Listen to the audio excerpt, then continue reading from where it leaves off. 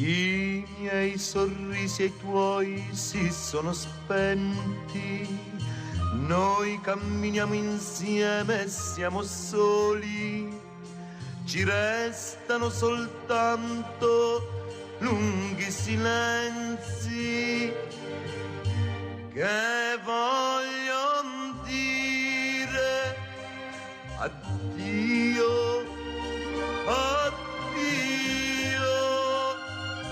Il nostro amore, acqua di mare, è diventata sale. Le nostre labbra inaridite non hanno più parole. Guardami, guardami, lo sai che non è vero, non è vero che è finito il nostro amore. Addio, addio, addio, addio.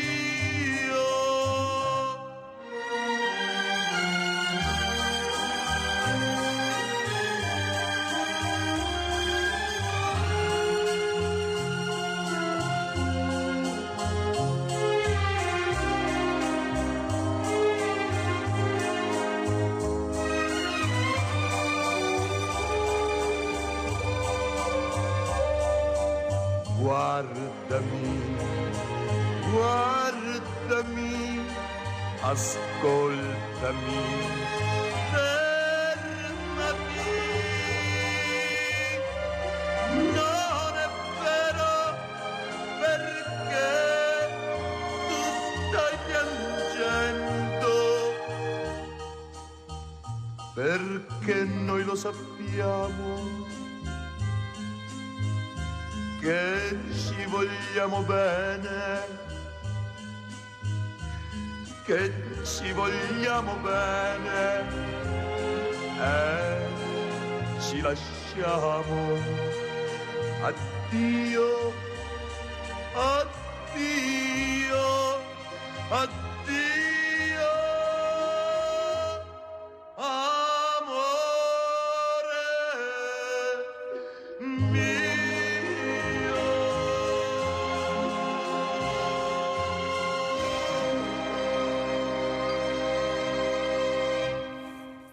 Buongiorno, buongiorno, bellissima questa canzone di Domenico Modugno, addio, addio, a quante persone abbiamo dovuto dire addio, specialmente da gennaio a giugno, che questo mese è una cosa incredibile, femminicidi, morti, incidenti, di tutto e di più. Ne parleremo questa mattina con un ospite graditissimo, abbiamo in presenza l'avvocato Stefano Pietrobon. Buongiorno avvocato, grazie di essere buongiorno a tutti voi qui con buona noi. Settimana. Grazie. Dovremo avere anche collegata da Treviso l'avvocato Federica Suine, vicepresidente Unione Piccoli Proprietari Immobiliari. Eccola qua, buongiorno, buongiorno avvocato, buongiorno anche a lei. Buongiorno avvocato. Allora, io inizierei proprio dall'avvocato Federica Suine per capire cosa sta succedendo. Io ho un banco solidale, come tutti sanno, ma lo dico sempre, dove il pericolo e la paura, la tensione che vedo per questi sfratti che ci saranno e ci sono già stati, ma ci saranno anche prossimamente, non riescono più a pagare gli affitti, hanno 2 stipendi, non ce la fanno più neppure con 2 stipendi perché sono troppo poco i soldi che prendono rispetto alla vita, il caro vita e soprattutto a questi affitti che sono sempre, quasi sempre molto alti. Cosa ci racconta avvocato Suine? Vi racconto che la situazione che lei descrive la riscontriamo anche noi nelle nostre associazioni, sentiamo questo problema, lo sentiamo anche dalla parte dei proprietari, però, perché bisogna ricordare che entrambe le parti sono e dalla situazione che viviamo in questo momento, quindi questo sì è un problema che riscontriamo anche Avvocato, abbiamo il collegamento che non va molto bene, intanto cerchiamo di metterlo a posto, allora sentiamo cosa dice invece l'avvocato Stefano Pietrobon, perché anche lei avrà queste persone che vengono da lei cercando di correre ai ripari, ma poco riparo, anche se sono avvocati molto bravi, però se questa è la sentenza è dura tornare indietro. È dura tornare indietro, il sistema dell'immobiliare, diciamo, soprattutto nel nord, patisce, adesso non voglio generalizzare naturalmente, io mi occupo tendenzialmente di materia penale e quindi... E poi ne parleremo. E poi ne parleremo. Il problema di sicuro ne avrebbe parlato l'avvocato Suini, il problema delle locazioni turistiche e dei bed and breakfast ha snaturato completamente il mercato immobiliare delle locazioni, così come diciamo certi interventi immobiliari all'interno della città hanno falsato i prezzi. Treviso, leggevo, è nel Veneto la città che ha i prezzi anche per gli acquisti, per le compravendite, i prezzi più alti, e questo di fatto impoverisce il centro storico, quindi sia le giovani coppie che non riescono ad acquistare perché i prezzi sono troppo alti e le banche faticano a concedere mutui se non ci sono adeguate garanzie, le locazioni turistiche e i bed and breakfast di fatto assorbono buona parte del complesso immobiliare che sarebbe altrimenti destinabile alle locazioni, perché rende molto di più. Adesso il governo sta cercando di regolamentare la materia, speriamo che si metta una mano sul cuore. Lei ha visto sicuramente, cara Mirella, quello che succede nelle grandi città a proposito delle locazioni degli studenti universitari, per esempio. Anche gli studenti, che sono il futuro del nostro paese, sono la risorsa, sono il tesoro di ogni nazione, si vedono costretti, non dico ad emigrare, però magari andare ad Abbiategrasso per studiare a Milano, perché gli affitti in Milano e Cintura sono improponibili per una famiglia normale. Abbiamo una telefonata, sentiamo chi abbiamo in linea. Ciao Mirella e buongiorno ai tuoi ospiti. Ciao Rinaldo da Venezia. Ciao Mirella, devo dire che purtroppo non c'è solo questo problema che è qua. Per esempio la gente che studia gli universitari, una volta che c'era l'ESU, un istituto che dava da mangiare con pochi stay, addirittura gli trovava i posti per dormire, parlo di Venezia, perché che portavo mia roba, so che io che dico. Vabbè, dopo le case, purtroppo, sul centro e sul Veneto, qua da noi altri, Venezia, Treviso, Padova, col turismo che c'è, e la gente cerca più stessi tardi aggiornare alla gente che non dargli a un operaio, a uno che studia. Beh, è ora se è lo Stato che deve intervenire a fare delle regole, perché non c'è solo questa roba qua che va male. Per esempio, gli aumenti sulla roba del mangiare, perché il 13 al 14%, io sono in pensione, giro per supermercati che non so mai andare, ma vedo cosa che vede. E tutti i bidoni, perché non so, delle confezioni dei pomodorini piccolini, va bene, 1,90 €, però se dovete messo moltiplica per 4, mi diventa 8 € il chilo. Ma da dove? Il pomodoro, sono i 6 regini o cuore di 2 mi va niente, perché è pieni e segni, va bene. Prendono il % della roba di mangiare, vanno su una spesa di 50 €, 10 € di IVA. Ma come le fa? Ma che cosa me ne cerca? I politici che hanno a vergognarsi, si vada a farsi la spesa, si manda su moglie a fare la spesa, per vedere cosa che costa. C'era tutti morti da fame, le brave sbregare, adesso i vestiti sartoriali da 10.000, 3.000, 5.000, a chi conosce da 1.080 anni non sono appena arrivati nella vita. Mirella, mi metto tutti per in giro, mi prendono in giro, e dico sa meglio di me, perché col banco che ti dà qui non ci vedi a povera gente che viene, ti vedi i politici che se vergogna, e Salvini della Lega non lo voterò mai più, perché cosa aveva fatto bello andare in nazionale, non mettiamo le tasse sulle barche, ma mi sa che le barche che costa 2-3 milioni di euro, ma per barca sia un po' a retro una barca del genere, e ti vuoi cavare le tasse. Una barca piccola da 7 metri costerà sui 25 minimo mia, e dopo ti la prendi l'anno del Ti ha perso per fine la linea, Rinaldo, con quello che ti ha detto. Fino al telefono se Dio tremar. Grazie al nostro Rinaldo da Venezia, molto chiaro come sempre. Allora, come commentiamo, avvocato Pietro Bon? Dopo vediamo se riusciamo a avere il collegamento con la Suine, l'avvocato Suine. Prego. Beh, certo, il grido di dolore che viene dalle ceti più disagiati non viene sempre ascoltato. Effettivamente gli stipendi sono molto bassi in Italia, molto insomma, certamente non hanno seguito l'aumento del costo della vita, si lamentava appunto di generi anche di prima necessità, abbiamo ascoltato, no? Io forse l'ho detto anche qui con lei, il nostro Stato è uno Stato abbastanza povero, dobbiamo anche un po' prendere atto che non è uno Stato che è in grado di assicurare quelle minime condizioni di vita, e non parlo del reddito di cittadinanza al quale personalmente sono contrario, però le pensioni minime, per esempio, di chi ha lavorato e ha dato il suo contributo al Paese per tanti anni, quelle invece andrebbero ritoccate. Ecco. Anche gli stipendi magari. E anche gli stipendi. Beh, ieri ero in una località balneare e c'era un locale su due che cercava personale e si diceva: ma perché la gente non vuole lavorare? Vediamo anche quanto, non dico in quelle località, ma in generale quali sono gli stipendi, perché se devo pagare affitti, come dicevamo prima, o comunque generi di prima necessità, con questi prezzi, stipendi da 1.200 euro. Anche 1.500, ma se pago 600 euro di affitto, 500 euro come faccio? E bollette e vivere. Avvocato, vediamo, avvocato Suine se è in linea, eccola qua. Come commenta la telefonata del nostro Rinaldo e quello che ha detto l'avvocato Pietro Bon? La telefonata è lo specchio assolutamente del sentimento che riscontriamo anche noi nelle nostre sedi e che sentiamo queste lamentele sempre. Il nostro problema, che è quello della casa, è il primo e poi a cascata arrivano tutti gli altri.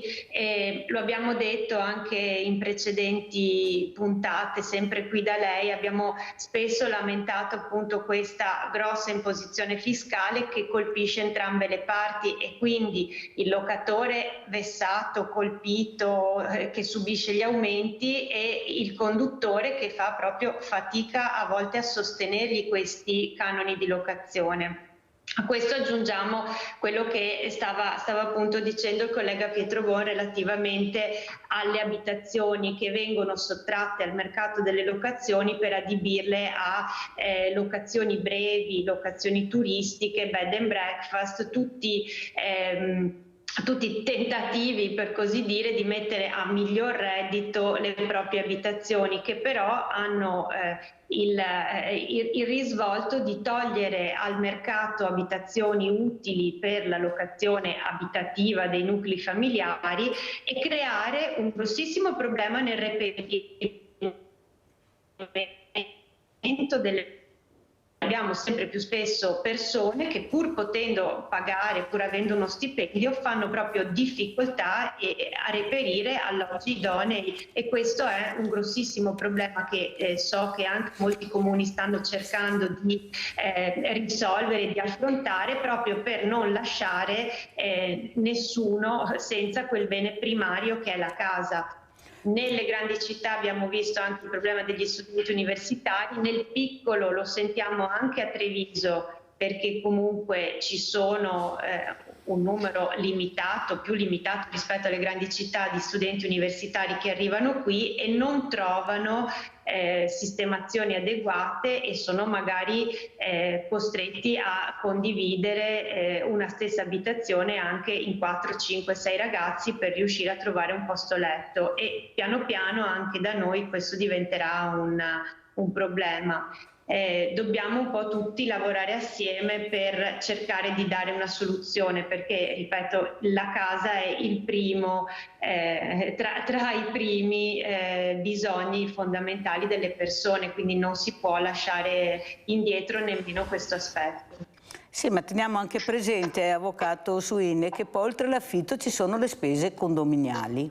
Queste spese condominiali che sono altissime, e poi ci sono le truffe che abbiamo assistito in questi ultimi mesi con questi bonus. Allora io mi domando se è normale andare alla Camera di Commercio in 2 giorni, aprire un'attività senza neanche avere nessun controllo e iniziare a lavorare e a prenderti questi bonus. Avvocato Pietro Bono, non le sembra una cosa assurda? Allora, per aprire un'attività normalmente ci si impiega una vita, IVA, partita IVA, non partita IVA. Adesso quei bonus si arriva alla Camera di Commercio, si fa la richiesta, perché è una richiesta, e si apre l'attività. Ma cos'è successo, avvocato? Prima è una fatica enorme per aprire un'attività, all'improvviso arrivano i bonus e in 2 giorni chiunque poteva arrivare ad aprire un'attività senza nessun controllo, veramente, ma un controllo serio. Prego, avvocato Pietro Bon. Ma in Italia, anche lì, l'Italia non dico che sia il paese dei tutti furbi, però certamente è un paese dove c'è un alto tasso di illegalità e di,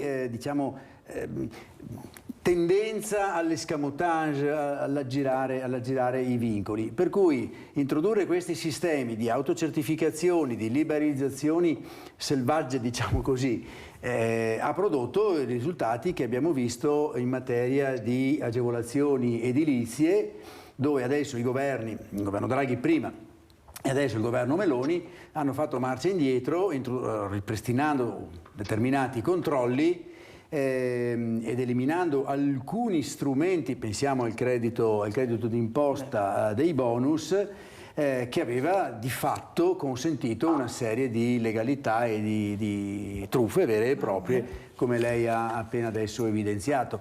Non so se fosse ingenuità o malafede in capo ai governi che avevano introdotto quelle agevolazioni o che le hanno incentivate, però era facile immaginare che saremmo caduti lì. Avvocato Suine come commenta? Perché chi ha perso i soldi li ha persi, ciao, è inutile che ce la giriamo che questi soldi verranno rimborsati, no, non ci sarà giustizia per queste persone che si sono fidate, anche se dobbiamo tener conto che forse noi dobbiamo tutelarci un po' di più e verificare chi è questa ditta, non essere così un po' superficiali. O sbaglio, avvocato Suine? Sì, è vero che quando è iniziata questa grande operazione chiamata super bonus e tutti i bonus collegati, si è mosso tutto il comparto, aziende nuove ne sono nate, alcune serie, alcune meno, e c'è stata un po' una corsa ad accaparrarsi, tra virgolette, i lavori e le aziende. Qualcuno effettivamente non è stato fortunato o è incappato proprio nella classica truffa e lì ci ha rimesso anche lo Stato, perché ha pagato crediti a società che lavori non ne avevano fatti, quindi abbiamo condomini che magari hanno avviato cantieri che sono rimasti bloccati e quindi non hanno avuto né i lavori né i soldi, e abbiamo avuto come conseguenza la famosa marcia indietro, cioè poteva essere una bella opportunità per rilanciare un settore che aveva avuto anni molto difficili e anche per vedere migliorato il patrimonio immobiliare delle nostre città. Abbiamo visto nel primo periodo tanti cantieri partiti, tanti condomini migliorati, una situazione che poteva avere un bellissimo sbocco per i proprietari e anche per gli inquilini che abitano questi immobili, però poi il sistema si è inceppato nel momento in cui i furbi, magari pochi ma purtroppo rilevanti, sono venuti allo scoperto e ci sono state le truffe. È vero che era prevedibile, però è anche vero che di per sé la possibilità era grande ed è stata purtroppo sfruttata male. Alla fine ci rimettono sempre i proprietari, ci rimettono sempre le persone che, fidandosi, hanno versato comunque delle quote che sono andate perse e che non hanno avuto nemmeno i lavori fatti, quindi questo è il danno ulteriore. Adesso si spera che con un maggior controllo e magari una una legislazione un pochino più attenta, si possa comunque far partire o ripartire un pochino questo settore, perché i nostri immobili, il patrimonio immobiliare un po' di tutta Italia è datato e purtroppo si scontrerà con le normative europee che invece richiedono un efficientamento energetico maggiore e migliore di quello che il nostro patrimonio immobiliare offre, e quindi dovremo inevitabilmente pensare di rimettere in piedi un sistema che ci consenta di portare il nostro patrimonio immobiliare ai livelli che l'Europa ci chiederà nei prossimi anni. Quindi con maggiore attenzione da parte di tutti dovremo comunque rimettere in piedi questi meccanismi. Però, avvocato Suine, quello che preoccupa è che questo proprietario non si sente protetto, perché anche se questo locatore non paga l'affitto per mesi, diventa difficile entrare in casa, vedere come tiene la casa, non è così semplice. Ecco, non c'è protezione sia da una parte che dall'altra. Allora io mi domando, noi abbiamo delle leggi e voi siete due avvocati, ma io leggo sempre la Costituzione quasi tutte le mattine, perché penso sia importante leggerla e capire gli articoli della Costituzione. Però mi sembra che nella Carta noi abbiamo tutto, abbiamo una Costituzione bellissima, con degli articoli molto importanti e molto chiari, però poi non vengono applicati, o sbaglio, avvocato Pietro Bon? Allora, se io ho tutto nella Carta, però dopo non vengono applicati perché qualcuno decide che è meglio così sorvolare o mettere la cenere sotto il tappeto e lasciare là, noi non ne veniamo fuori, perché allora il proprietario è con le spalle al muro, questo povero inquilino, anche lui a volte con le spalle al muro, perché si trova magari a coabitare con persone che si comportano male, ma perché hanno i figli piccoli, e perché e intanto lui subisce. Allora abbiamo tutti e due con le spalle al muro. Cosa dice avvocato Pietro Bon? La Costituzione è stata creata da alcune tra le menti più eccelse della nostra nazione all'epoca. Non occorre che sì. faccia i nomi, ma i più vecchi di noi, quelli più vecchi di noi, quei nomi li ricordano bene e sono dei fari, diciamo, di civiltà giuridica, ma non solo. Questi principi che sono stati, diciamo, inseriti e che hanno, diciamo, informato, che hanno creato la Costituzione, devono essere poi applicati dai politici. Ma mentre quelle menti avevano di mira solo il bene della nazione, perché era una costituente, non rispondevano di fatto al popolo, erano stati eletti dal popolo, ma non lavoravano per guadagnarsi la poltrona per la legislatura successiva, i politici lavorano principalmente, soprattutto negli ultimi decenni, per garantire la perpetuità della loro poltrona. E quindi è chiaro che non è più una politica che ha come faro il bene della nazione, ma anche, quello anche, spero almeno in parte quello, ma soprattutto mantenere i propri posti di potere, e quindi bisogna, diciamo, come si dice, blandire molte fasce di popolazione e non adottare provvedimenti che potrebbero scontentare qualcuno, perché per esempio i locatari, gli inquilini che non pagano, dovrebbero essere sottoposti a una verifica. Se veramente non possono, e sono una minoranza, si può cercare delle soluzioni, ma se fanno, come dicevamo prima, solamente i furbi, diciamo, la possibilità di liberare l'immobile dovrebbe essere abbastanza sollecita. Oggi, ma l'avvocato Suini lo sa molto meglio di me, credo, è la sua materia, oggi liberare un immobile. Io l'altro giorno ho parlato con una funzionaria dell'ATER per una vicenda di cui mi sto occupando. Mi ha dipinto un quadro desolante, sotto ogni profilo, ma lascio volentieri la parola all'avvocato Suini che ne sa più di me. Allora, prima con l'avvocato Suini c'è la nostra Nadia. Vai Nadia! Ciao Mirella, Ciao. Buongiorno ai due avvocati. Niente, io volevo chiedere all'avvocato, la signora, Suini. questi immobili che dobbiamo mettere a norma, che ce lo dice l'Europa, ma chi non ha soldini cosa deve fare? Come si fa? I miei genitori mi hanno, dove abito, me l'ha comprata mio papà e mia mamma. A fianco hanno ristrutturato, proprio attaccato, muro con muro, un mini appartamento e hanno abitato 35 anni qua con me. Adesso è diventata seconda casa. Sicché con 1.300 euro di pensione di mio marito, perché percepisce solo lui, devo pagare l'IMU sulla seconda casa e ho solo quella. L'ho data in comodato uso gratuito a mio figlio, è la parola stessa. Perché devo pagare l'IMU? Ho solo quella e per mio figlio è la prima casa. Devono guardare anche queste cose, non solo prendere tutto in gruppo, anche il reddito che ha queste famiglie, se possono, se non possono. Devo pagare l'IMU sul terreno agricolo, fatalità questa casa ha un terreno agricolo, devo pagare l'IMU anche su quello. Ma queste cose devono vederle perché ci saranno dei casi, non sarò l'unica, ma comunque ci sono delle differenze. Grazie, arrivederci e buona giornata. Prego, avvocato Suine.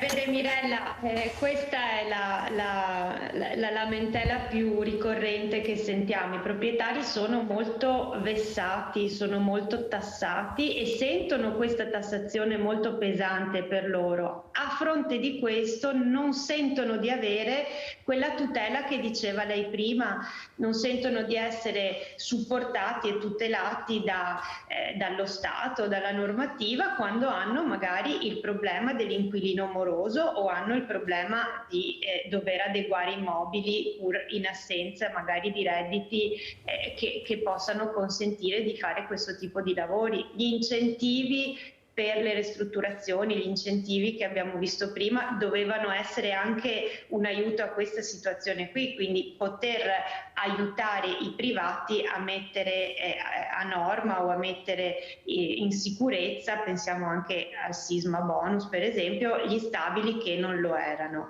Il discorso della poca tutela che sentono di avere i cittadini purtroppo la riscontriamo sempre. La tutela c'è, ci sarebbe, le norme ci sono, la normativa sugli sfratti ha una sua tempistica prevista che, se rispettata, consentirebbe anche di poter sgomberare in tempi veloci, ma purtroppo si scontra poi con l'operatività di queste norme, cioè quando poi accediamo agli uffici giudiziari abbiamo necessità di concordare con gli ufficiali giudiziari, con la forza pubblica, gli accessi esecutivi.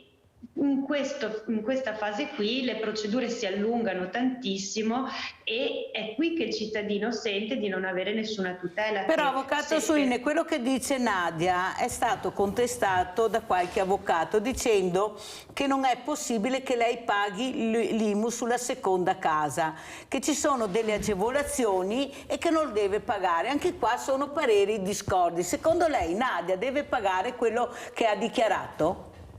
Dipende un po' dalla situazione, dal suo comune, da come è la sua situazione patrimoniale, quindi non possiamo entrare nel caso di Nadia nello specifico perché rischieremo di farne un caso singolo quando in realtà la cosa non è. Lei sente l'imposizione perché di quella casa non utilizza, avendola data in comodato gratuito al figlio, è tuttavia una seconda casa, quindi la normativa è questa e la pesantezza che lei ha di sentimento, insomma, di questa tassazione è ben comprensibile, considerato anche che non l'ha messa a reddito, quindi non ha una seconda casa locata che quindi per lei costituisca un reddito. Lei dice: la do in comodato gratuito a mio figlio, è gratuito e quindi di per sé non mi produce un reddito.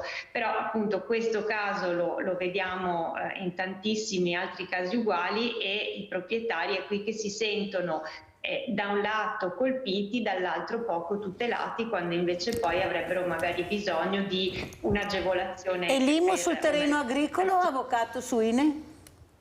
E anche quello è una bella questione, nel senso che anche lì il terreno agricolo che non ha una sua redditualità è vissuto come un'imposizione, la sua tassazione è vissuta come un'imposizione, posso dire, quasi fastidiosa e pesante per i proprietari che magari lo hanno ereditato, lo hanno avuto dalle rispettive famiglie, quindi non è considerato proprio solo un peso per il cittadino. Quindi quando ripetutamente noi diciamo che i proprietari sono vessati e pesantemente tassati, ci riferiamo proprio a questo, cioè il cittadino vede solo la parte, diciamo, impositiva e sente giustamente la parte impositiva molto pesante per sé.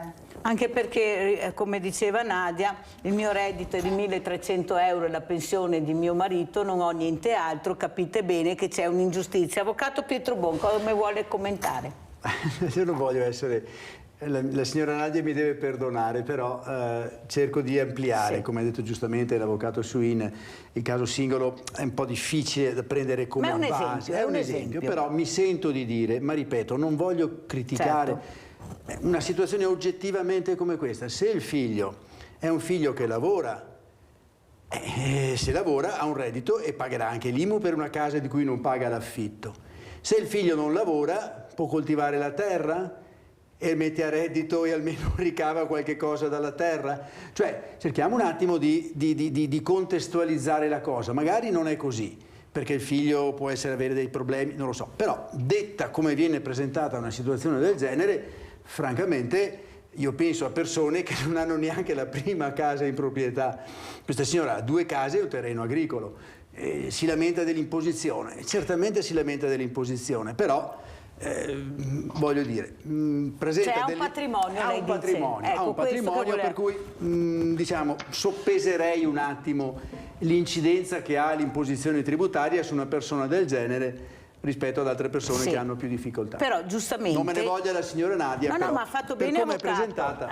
Però, avvocato, quello che io dico, anche però, e lo vedo io al Banco Solidale, con l'ISEE a 6.000 euro, se supera i 6.000 euro io non posso dare la borsa della spesa perché la Comunità Europea mi impedisce di superare l'ISEE di 6.000 euro perché devo mandare nome e cognome, ma è la stessa storia della Nadia. Allora io ho la casa ma non ho i soldi per mangiare, ma non posso prendermi la borsa perché ho la casa, cioè mangio la casa. Nadia 1.300 euro della pensione del marito e si vede, come dice l'avvocato Suine, queste tasse pazzesche con un reddito che veramente non le permette di pagare e di essere, cioè vende la casa. Allora a sto punto capisce che hanno fatto di tutto un'erba un fascio, hanno messo dentro di tutto e di più, e chi è che ne paga sempre le conseguenze? Sempre quelli che non hanno la possibilità di difendersi anche economicamente. Pubblicità.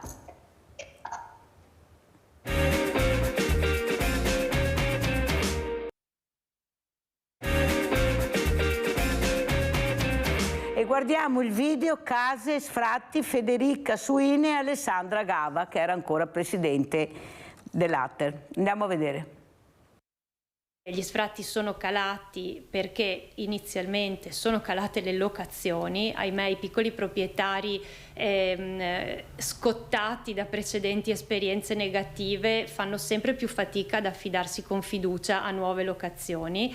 Altro che sfratti in calo, i dati incrociati tra associazioni piccoli proprietari e sindacato inquilini segnano una profonda diffidenza verso la giustizia italiana, perché addentrarsi nel vortice di una causa per liberare l'abitazione da un inquilino può diventare un'odissea oltre che una vera e propria emorragia finanziaria. Cercano anche proprio di evitare e limitare al minimo le perdite. Purtroppo i piccoli proprietari oggi sono ampiamente vessati dalla tassazione e poi da questi rischi rilevanti legati al mancato pagamento, alla crescita sempre di più di pagamento di spese condominiali per conto dei propri conduttori, e questo per il proprietario comporta un esborso vero e proprio, quindi non più solo un mancato guadagno ma una spesa che per la maggior parte dei casi poi è veramente difficile da recuperare. Ecco spiegato anche perché il mercato degli affitti sia in contrazione, in una forbice che vede un leggero aumento per gli affitti brevi, per non residenti, oppure locazioni con mensilità molto elevate per bilanciare gli inevitabili problemi che arriveranno quando proprietario e inquilino non andranno più d'accordo. Dall'altra parte appunto ci sono situazioni di famiglie che non riescono a reperire un alloggio. E questa è l'altra faccia della medaglia, con famiglie anche con buon reddito che non riescono a trovare casa. Una risposta a questa situazione per il sindacato degli inquilini torna ad essere l'edilizia popolare. Le case popolari vanno a dare risposte a tutta una serie di altre situazioni, come ad esempio appunto a dei proprietari che hanno una casa affittata ad un inquilino che non può pagare l'affitto e che non vedono soluzione perché questo inquilino non riesce ad essere sfrattato perché appunto non ci sono case popolari, non ci sono alloggi dove ammettere queste famiglie. Sottolineo che la casa è un diritto costituzionale e che quindi deve essere assolutamente tutelato. Una situazione che secondo il sindacato viene però poco seguita dalla politica. Devono essere i politici a capire che il mondo della casa e il mondo dell'affitto è stato per troppo tempo dimenticato e che quindi deve essere invece considerato come centrale, dal momento che la casa è centrale per lo sviluppo delle persone. Andiamo anche a Venezia, andiamo a vedere anche questo servizio, protesta Ater, poi commentiamo con l'avvocato Suine e con l'avvocato Pietro Bon.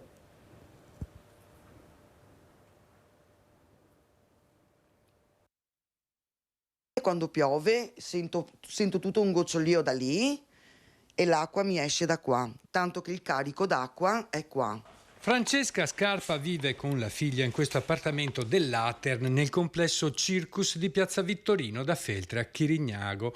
Ogni volta che c'è brutto tempo, afferma, ci piove dentro. I problemi nel suo appartamento sono tanti. Sì, sono molti. Mi piove in camera. Io sono costretta a mettere i secchi. Muffa e crepe nei muri, freddo e umidità. I balconi di legno, inoltre, non sono sicuri. Un balcone addirittura con il vento mi è proprio partito giù. Mia figlia, dice Francesca, soffre di alcune allergie, per questo non riesce a dormire nella sua camera. Di notte non può dormire nella sua camera perché entra l'acqua, non respira più, ha problemi di asma e ha problemi di allergia, muffa, umidità. Decine le segnalazioni nell'arco di 6 anni effettuate dalla signora nei confronti dell'Ater. Dopo le verifiche però nessuno si è mai fatto vedere per eseguire dei lavori di ristrutturazione.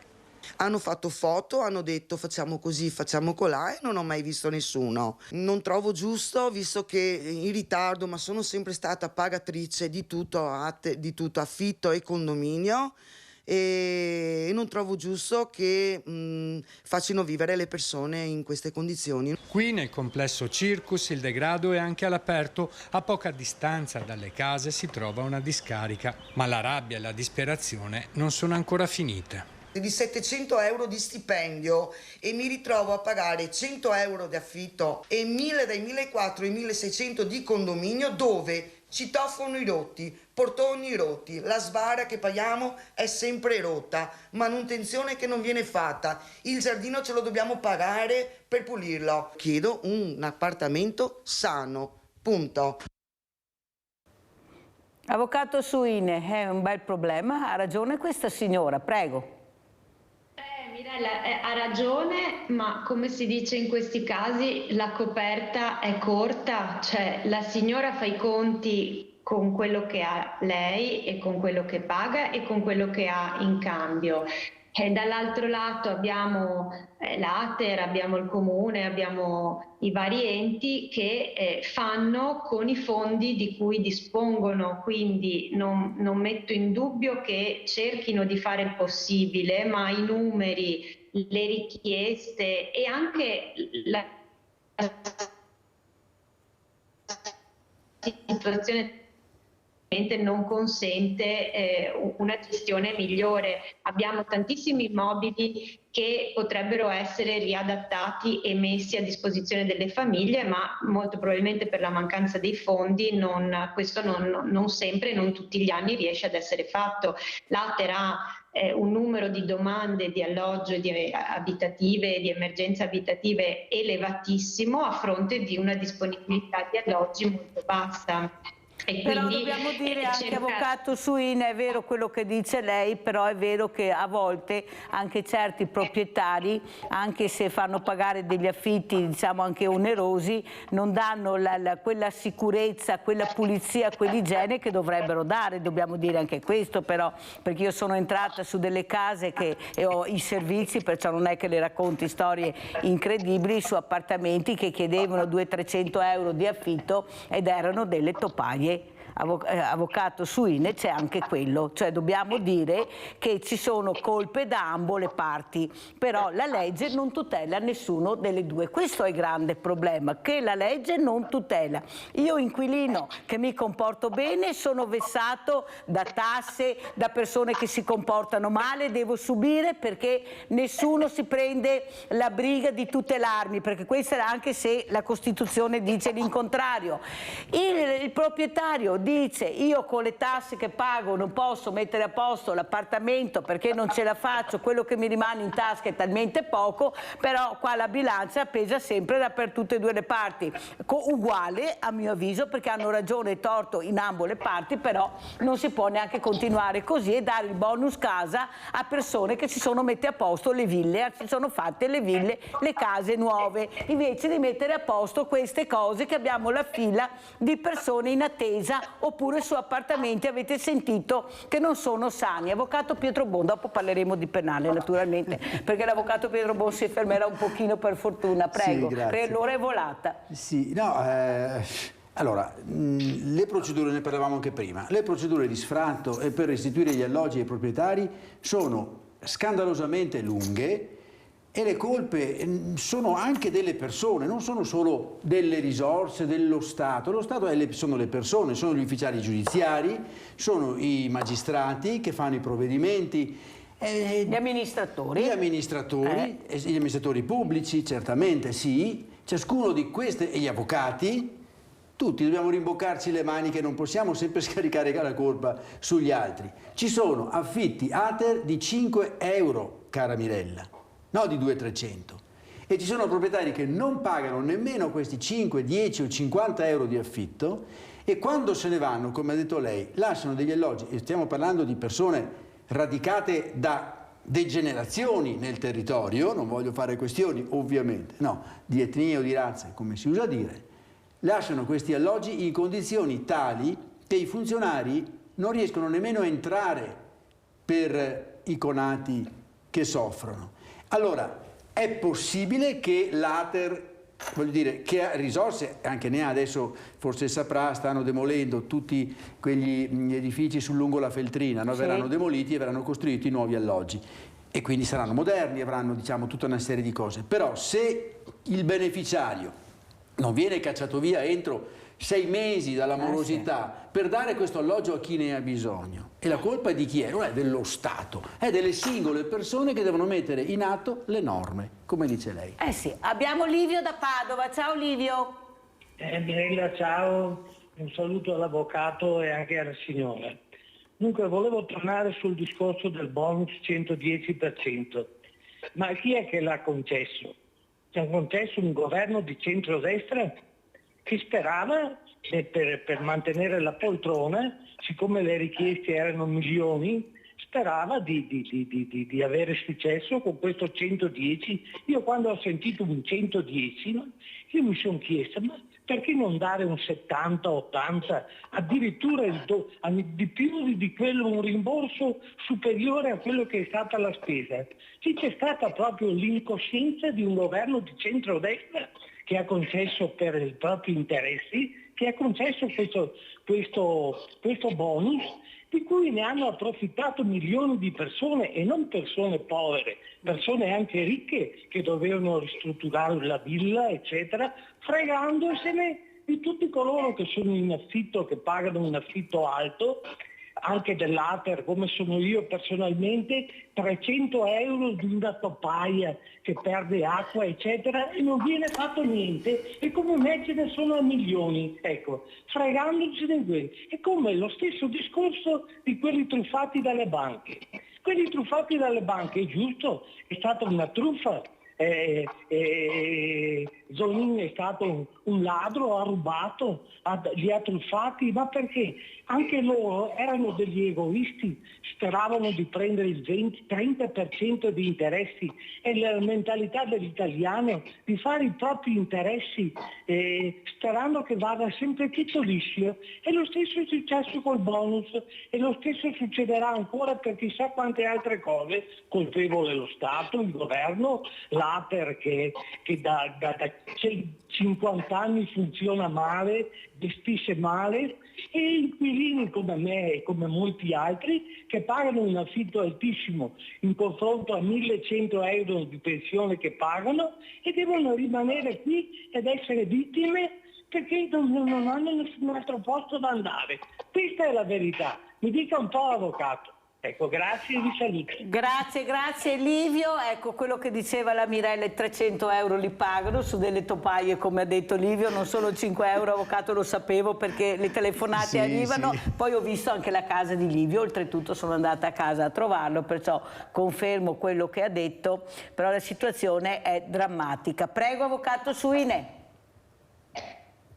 Tornando a quanto dice il signor Livio, colpevole è anche chi ne ha approfittato ingiustamente e senza averne i requisiti o chi ha adoperato vere e proprie truffe. Io ritengo molto colpevoli questi perché hanno falsato un meccanismo che poteva essere un'opportunità e invece hanno creato una grossissima truffa ai danni prima di tutto anche dello Stato, oltre che poi dei singoli proprietari. Come detto, l'incentivo doveva incentivare, non se ne doveva approfittare, e questo purtroppo spesso lo riscontriamo in Italia, e quindi dobbiamo sempre tornare ai discorsi che abbiamo fatto in precedenza. Se utilizzato nella maniera giusta e se messo a profitto come doveva essere nelle intenzioni, giuste o sbagliate che fossero, ma comunque era un incentivo, era un'opportunità, avrebbe potuto probabilmente dare un po' un aiuto anche ai piccoli proprietari, anche a chi magari senza un po' di incentivo non avrebbe mai potuto affrontare spese di ristrutturazione che sono spesso e volentieri molto ingenti. Il problema poi della tutela che i proprietari non hanno, come detto, è un problema molto più ampio. Le norme ci sono e l'applicazione di queste norme effettivamente sta anche a noi nel quotidiano, quindi l'impegnarsi, il fare un po' rete con le istituzioni che devono poi dare applicazione a queste norme è cosa di tutti, quindi possiamo anche noi fare qualcosa, certamente nei limiti di un sistema che ormai ha reso molto macchinoso e molto difficoltoso, soprattutto penso all'esecuzione degli sfratti, che anche a Treviso, come in moltissime altre parti d'Italia, ormai conta una difficoltà di tempistica importante, perché se noi per eseguire uno sfratto ci mettiamo 6, 8, anche 10 mesi, questo vuol dire che ci sono dei proprietari che soffrono e risentono di questa morosità molto molto a lungo, oppure non possono rimettere sul mercato l'immobile, lasciando così escluse altre famiglie che potrebbero avere necessità di occupare quegli immobili. È un discorso molto, molto ampio e molto complicato, che però fa ricadere poi i suoi effetti negativi sempre sugli inquilini, che sono da sempre considerati un po' la parte debole, ma oggi sempre di più anche sui proprietari, che sulla carta appaiono la parte più forte, ma purtroppo sono comunque anche loro in grossissima difficoltà in questi ultimi anni. Grazie. Salutiamo l'avvocato Federica Suine, vicepresidente Unione Piccoli Proprietari Immobiliari. Grazie, buon lavoro avvocato, mentre l'avvocato Pietro Bon rimane con noi. Grazie, pubblicità. Arrivederci.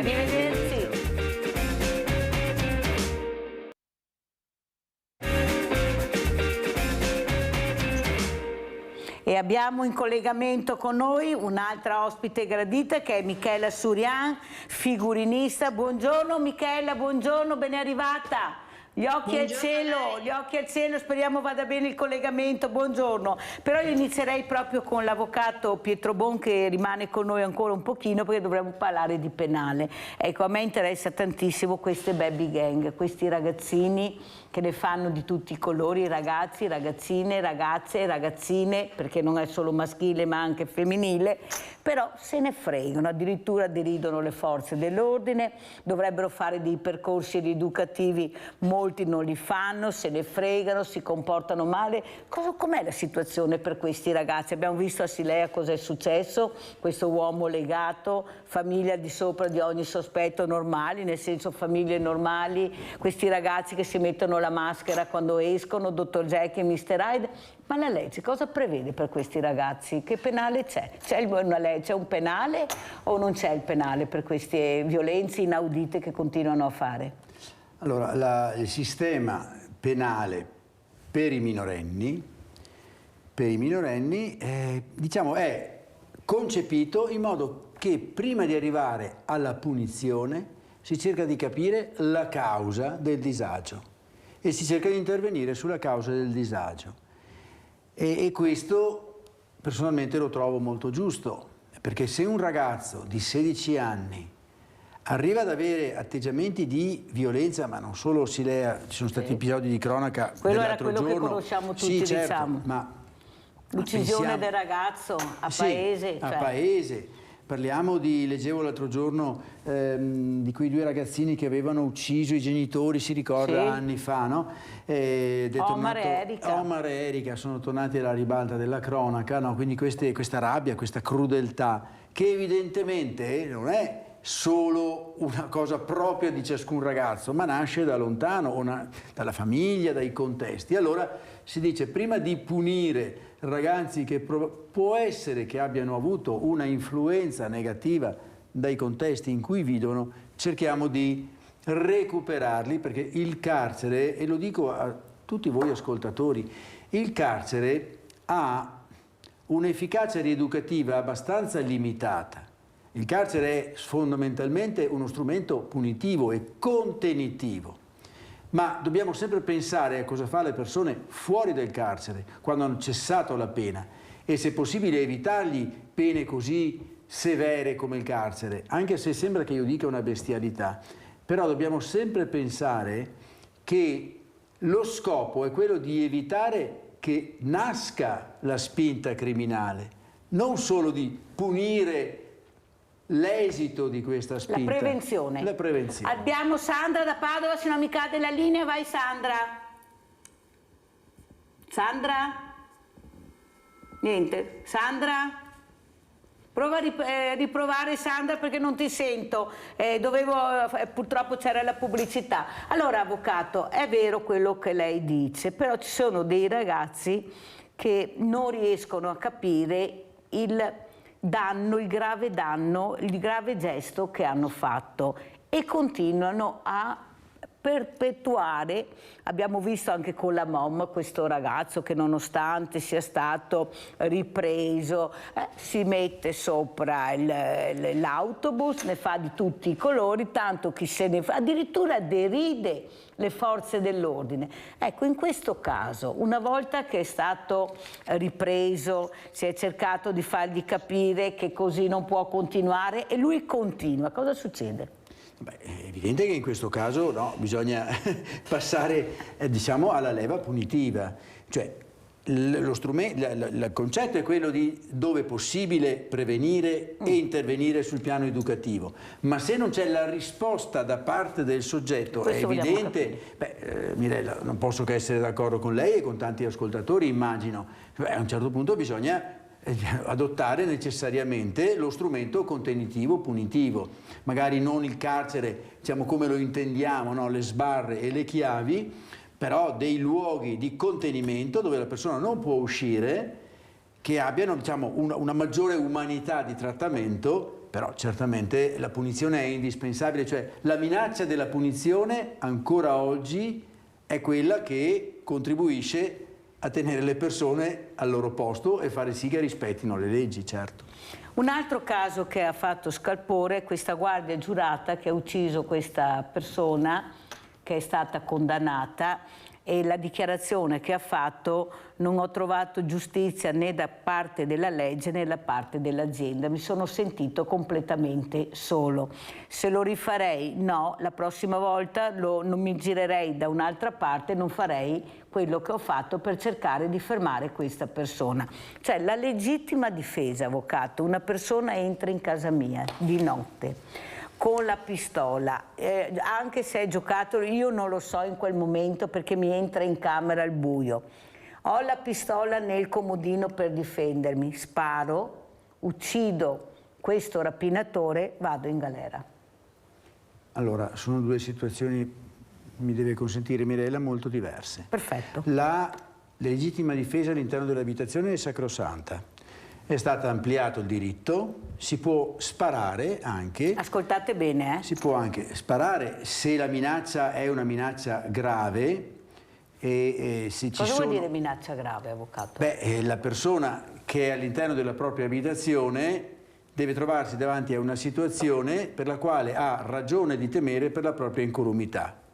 Mentre una volta si tendeva a escludere la legittima difesa, cioè era necessario proprio che ci fosse un'aggressione molto, che fosse portata a un livello molto elevato, e quindi molto spesso non si faceva in tempo a reagire, bisognava aspettare e valutare, ma aspetta, questo, la pistola è carica, non è scarica, al tappo rosso, il coltello. Adesso, diciamo, il fatto stesso di entrare in determinate situazioni all'interno di un alloggio giustifica una reazione. Naturalmente non è mai venuto meno, però attenzione, il principio della proporzione, cioè la reazione deve essere comunque in qualche misura proporzionata, perché si vuole evitare il Far West, ovviamente. La vicenda del signor Zen, mi pare che si chiami, esatto, è completamente diversa. Io ho il massimo rispetto per l'autorità delle decisioni. La Corte di Cassazione ha ritenuto che fosse omicidio volontario. Credo di ricordare che lui avesse messo in atto delle condotte che non gli competevano, però non conosco bene il caso, l'ho letto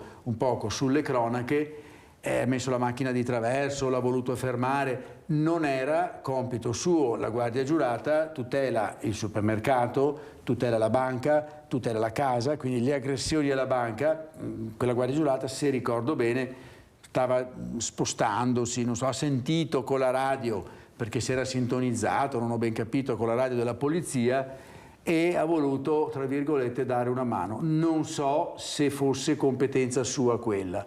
E quindi, cioè non bisogna andare oltre. No, si è esposto a un rischio che non era giustificato. E quindi, se poi comunque la Corte di Cassazione ha ritenuto che fosse omicidio volontario, evidentemente ha sparato ad altezza d'uomo, quando avrebbe potuto semplicemente o inseguirlo, prendere il numero di targa, ma non in quella situazione. Lui non era destinatario diretto di un'aggressione. Ecco, allora passiamo a un altro fatto, perché è giusto anche capire come siamo messi e che leggi ci sono. Allora, avvocato, questo è il penale per chi fa questi reati, ma in prigione quasi sempre ci sono dei poveri cristi, quasi sempre, non sempre. Quello che ha la possibilità di pagarsi un buonissimo avvocato, penso addirittura anche all'omicidio stradale, ad esempio, difficilmente va subito in carcere. Bisogna avere il processo, sono 3 gradi, poi se hai tanti soldi, tanti, ci sono buonissimi avvocati, puoi arrivare anche alla prescrizione. Se tu invece non hai queste possibilità economiche e magari purtroppo non hai neanche un buon avvocato, dalla parte della ragione riesci a passare magari alla parte del torto, ma quello che mi preoccupa è che nelle carceri vedo sempre persone che hanno commesso dei reati, sì, specialmente nei giovani, però secondo me, come dice lei, più che da prigione li metterei a lavorare fuori in qualche posto, avvocato, perché ci costano e non ci rendono niente, non si fa quella prevenzione, come dice lei, rieducativa, che dovrebbe fare il carcere, perché non è in grado di farlo. Questa è la verità. E allora come mai, avvocato? La legge è uguale per tutti, ma funziona proprio così? Allora, no, purtroppo, no. Lo dico sulla base della mia esperienza. ci sono delle situazioni effettivamente poco chiare, di processi che finiscono in un binario morto, di processi che finiscono con condanne tutto sommato miti, e non è sempre così.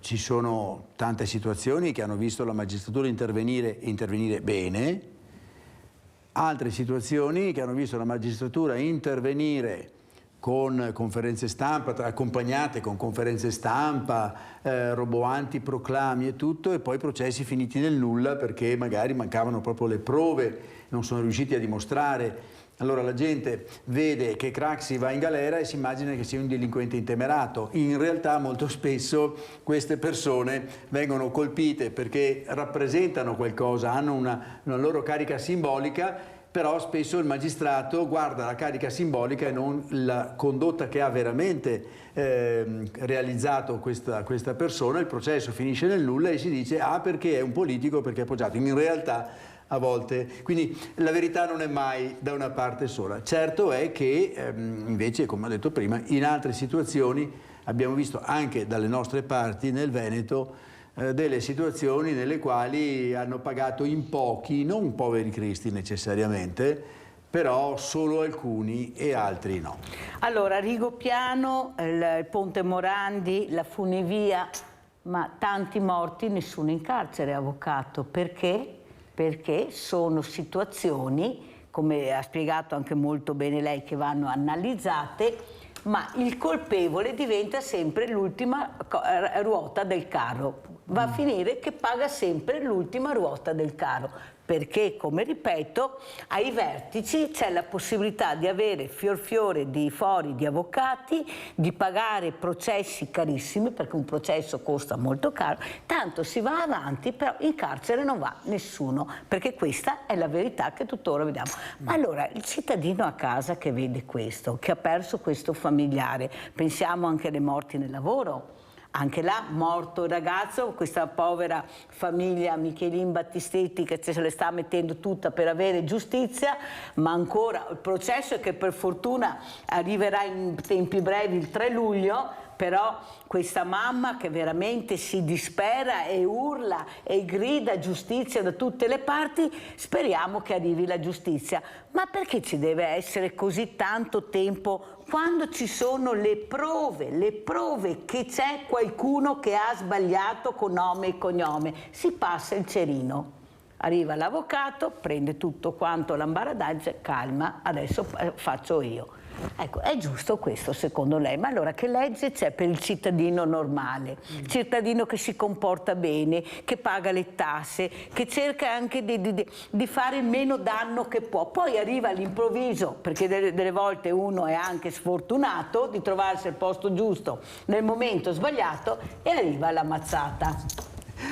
Allora, del caso del ragazzo non posso parlare, certo, perché è un caso per il quale sono stato a suo tempo interessato.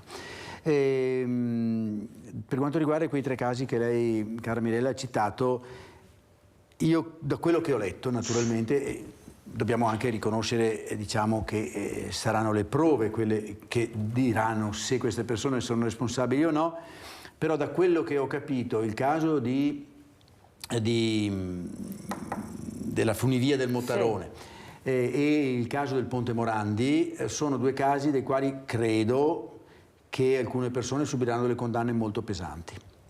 Mi pare sia assodato nell'un caso e nell'altro che non c'era la volontà di ovviamente uccidere, ma ci sono state delle negligenze, delle trascuratezze nella manutenzione molto molto gravi. Il caso della funivia del Mottarone, addirittura avevano rimosso quei freni perché dava dei problemi, si bloccava sempre. Ecco, siamo ai limiti dell'omicidio volontario, siamo ai limiti. Quelle persone, certo il processo è lungo e di questo potremmo parlare per una giornata intera, ne dirò solo una parola, però subiranno, credo, quindi attendiamo almeno il processo di primo grado, giusto per avere una risposta. Io credo che arriveranno delle sentenze di condanna. Però ci sono 3 gradi, avvocato. Certo, ci sono 3 gradi. Faccio ricorso? Sì. Allora, primo grado, condannato, faccio ricorso. Non vado subito in carcere, avvocato? No, No, certo, e quello è giusto. Fino a che non c'è una sentenza definitiva la persona deve stare fuori, perché può esserci sempre l'errore giudiziario. Il codice penale e il codice di procedura penale prevedono l'errore giudiziario, l'ho previsto perché è un dato di fatto. Statisticamente ogni tanto il magistrato sbaglia e se sbaglia la persona ha diritto a essere risarcita. Il povero Tortora non è stato risarcito e il magistrato non ha chiesto scusa, però diciamo l'errore giudiziario esiste. I tempi della giustizia dipendono dalla farraginosità del sistema italiano. È lo stesso problema alla fin fine, lo stesso problema degli appalti che ci mettono un sacco di tempo, cioè le risorse non vengono impiegate nel modo corretto, specialmente al nord c'è una carenza di personale drammatica, al sud il personale ce n'è molto di più, ma è molto più alta l'illegalità, per cui anche di là i processi durano molto. Qua ci sono meno reati ma meno personale, perché molto spesso i concorsi accedono persone che vengono da regioni meridionali che appena possono chiedono il trasferimento al sud, e così è anche per i magistrati che spesso chiedono sedi meno disagevoli. Venezia per esempio vive una situazione drammatica perché i magistrati non vogliono andare a Venezia perché si lavora troppo. Abbiamo sentito il tribunale di Bassano, che agonia. Ecco, se adesso riaprono il tribunale di Bassano, a me spiace per gli amici della pedemontana bassanese, però se riaprono il tribunale di Bassano lo riaprono a risorse invariate, cioè non aumentano il personale, lo vanno a pescare a Vicenza, Padova, Treviso, per cui Venezia, per cui questi tribunali vedranno decurtato il loro personale, quindi per avere un tribunale a Bassano, vabbè, per carità, contenti loro, ma i tempi dei processi a Vicenza, Padova, Treviso e Venezia saranno ulteriormente rallentati, cioè bisogna sempre guardare le cose nella loro complessità.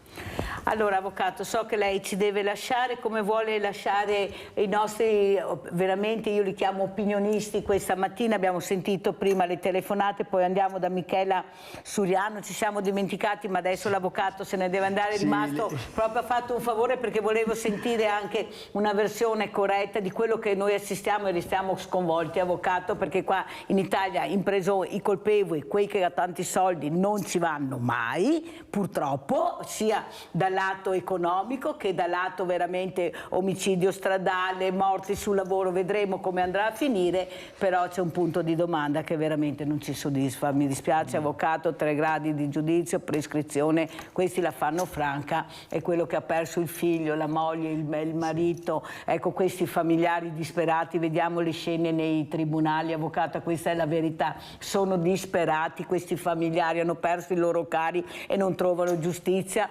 nonostante prove inconfutabili. Prego, come ci saluta, avvocato? Allora, lei ha ragione, dobbiamo pretendere una giustizia veloce, nei 3 gradi di giudizio, ma una giustizia veloce. Ciascuno di noi legga, si informi, si documenti, pensi sempre al bene comune e non sempre solo al proprio interesse e intervenite, come fa lei, signora Mirella, come fanno tanti suoi ascoltatori, intervenire quando si è documentati, quando si sa, e alzare la voce contro determinate ingiustizie, quello certamente, mai sentirsi stanchi di dire la propria. Grazie, grazie all'avvocato Stefano Pietrobon, avvocato penalista, di essere stato con noi. Grazie avvocato e si ricordi di noi, ecco, quando va nelle carceri, nei tribunali, così poi ci racconta visto che abbiamo avuto anche il direttore del carcere di Treviso, dottor Quagliotto, che è venuto a trovarci e anche lui ha detto non è che possiamo fare miracoli. Perché i miracoli non li facciamo, ma ha puntato sulla prevenzione. Grazie all'avvocato. Grazie a tutti, grazie. Grazie avvocato, andiamo a vedere invece Michela Surian, Carnevali in Villa e poi presentiamo Michela Surian.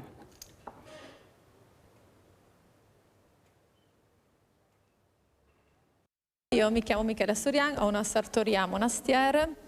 Ringrazio tantissimo Mirella che ci dà questa opportunità di dedicarci una stanza di questa bellissima villa per esprimere quello che è un po' l'artigianato nostro che in questo momento con la scusa Covid e pandemia sta un po' flemando.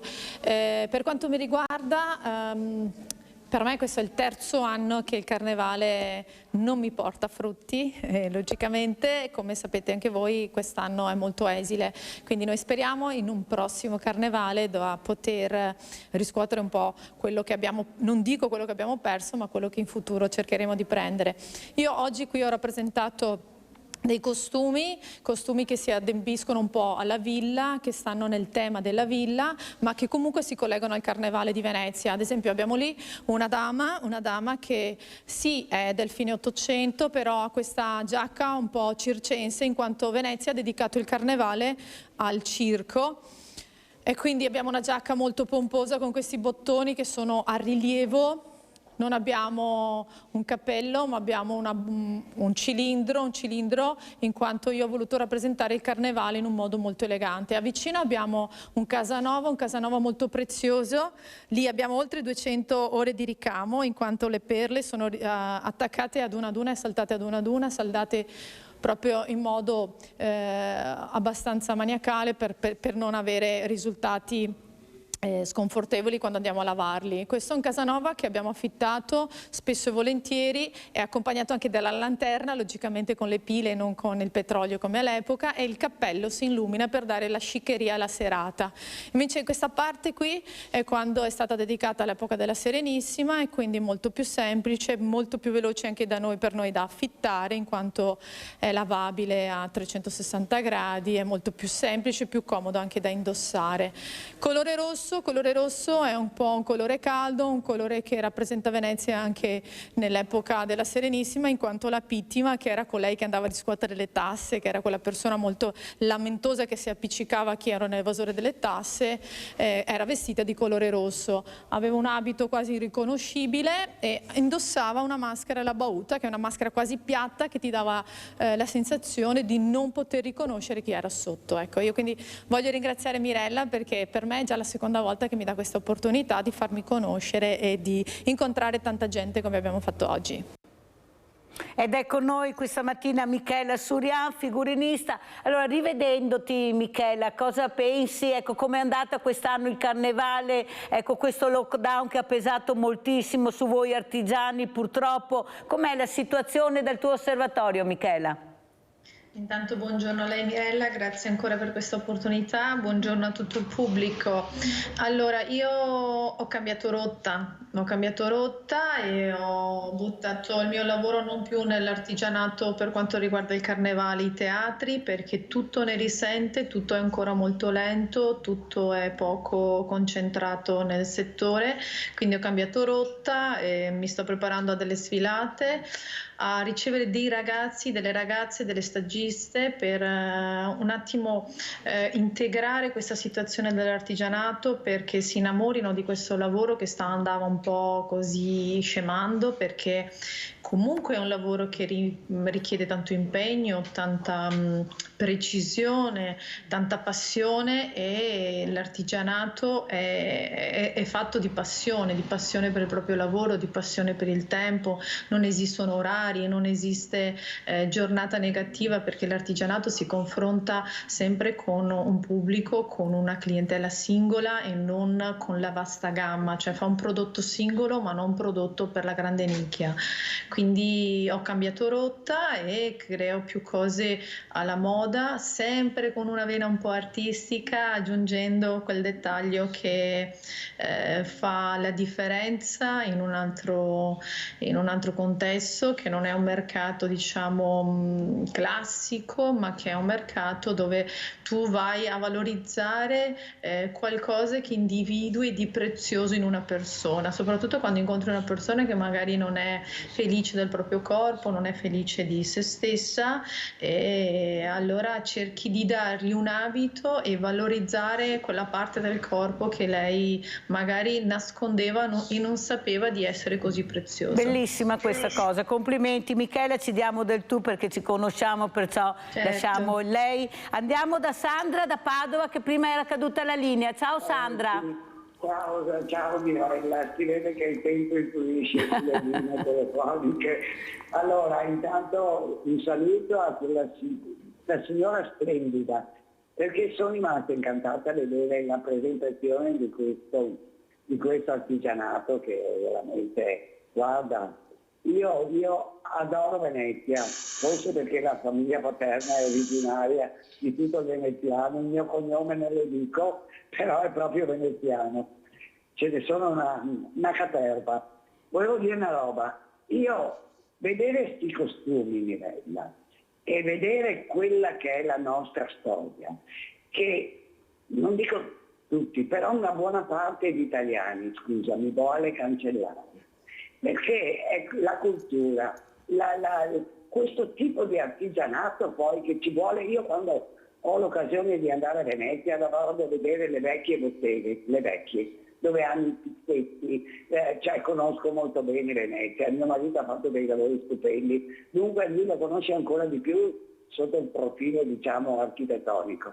Però Mirella, io veramente sono, poi impari, perché ecco, quando diciamo fai la vittima, è un termine veneto, a casa mia si parlava veneto, anche se mio papà diceva di parlare italiano, però la vittima, sì, è la vittima, diciamo, tra virgolette, però no, perché adesso sentire che era quella che andava a riscuotere le tasse, che era vestita di rosso, che aveva questa maschera che non si poteva vedere il volto, cioè io giuro, vedi, si acquisisce tanto altro, perché purtroppo anche il più letterato è ignorante, siamo tutti ignoranti, e mi piace proprio assorbire queste cose, ma penso come me, tanti altri, non è che sono l'unica. Io forse mi è sempre piaciuto, ecco, anche da ragazzina, assorbire le varie, anche i proverbi veneti, e le sorelle di mia mamma avevano il proverbio, veneziani poi non ne parliamo, che poi sono simili a quelli padovani, a quelli trevigiani. In tutte le regioni hanno da dare qualcosa. Ecco, non è che noi, però io il Veneto, io lo adoro Venezia, per me è la città più bella del mondo, scusatemi. Sono d'accordo. Ecco, però io credo che un'altra Venezia bisognerebbe curarla, nel senso, è vero, questa massa di turisti non è per discriminare le persone, però a me è capitato l'ultimo dell'anno di andare con una coppia di amici a cena e siamo venuti via perché non si poteva neanche camminare e avevi anche timore che magari uno può cadere, ci si urta, cioè ecco, ci vuole una regolamentazione perché bisogna salvaguardare le opere, che sia anche la facciata di un palazzo, cioè anche qua a Padova, vedo quando scrivono questi ragazzi, cioè magari hanno appena dipinto, hanno appena fatto, che sia antico, che non sia... Cioè io ci rimango male, forse perché a un'età diversa, non lo so, cioè io credo che i diversi mesi tutti siamo stati giovani, anch'io. Monelli, io andavo in bicicletta con la bicicletta di mio papà, cioè voglio dire, non era che eravamo fermi a guardare, cioè a guardare la strada. Io sono cresciuto in strada perché abitavo in centro, giocavo a scalone sul marciapiede vicino alla scuola Petrarca, dunque voglio dire, per carità, sono cambiati gli anni, io ci sto, però quando vedo queste cose e poi queste robe fatte a mano, questi costumi, guarda, io ho un vestito di mia nonna del Novecento, lei è nata nel 1800, che è in seta, con tutti questi bottoncini che arrivano a metà gomito, e io è là, un cappellino, perché mia nonna aveva la fortuna di stare accademia finanziariamente, dunque poteva anche permettersi determinate modi di abbigliamento. Non è che perché mia mamma veniva da una famiglia più umile era meno, premetto, però è chiaro, c'era un discorso sociale diverso, nel senso lo vedevi dal modo di vestire, dal modo anche l'educazione stessa. Però al di là di questo, che a voi della mia famiglia non vi interessa tutte, io ringrazio Mirella, invita più spesso questa signora perché veramente mi ha riempito il cuore. Allora dopo guarderai anche questi abiti, abbiamo anche altre immagini bellissime che ci ha portato e che avevamo anche noi proprio messi da parte perché veramente sono delle bellissime immagini. Allora Michela, come rispondi alla nostra Sandra che ha apprezzato veramente l'arte, ecco, l'arte di creare questi vestiti meravigliosi ricordando le origini, la nostra storia, le radici della Serenissima e non solo. Prego Michela. Allora dico a questa signora che comunque, se noi ci pensiamo bene, abbiamo un collegamento che può fare riferimento anche al discorso che diceva prima l'avvocato, che a volte succedono che questi ragazzi sciupano queste cose meravigliose perché alla base non c'è la cultura della preziosità, il far capire a questi ragazzi la fatica e l'ingegno che hanno avuto magari nell'Ottocento di creare una situazione simile senza i mezzi e i materiali che abbiamo oggi.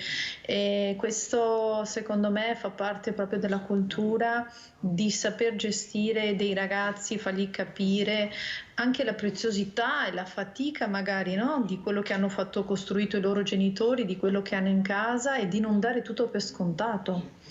E magari di beffare, di prendersi gioco anche di un insegnante, di un professore che gli spiega la cultura, la preziosità che abbiamo anche noi a Venezia. Ma l'Italia è tutta bella, ma è tutta bella perché se noi guardiamo tutti i settori, tutti i lavori, ma anche dall'alberghiero che io con lei ho toccato spesso, la cultura del nostro cibo, la preziosità, l'importanza che ha avuto il nostro cibo per le grandi risorse che abbiamo qui in Italia, ma la maestosità delle strutture, delle ville, della storia che abbiamo qui in Italia, tutta l'Italia.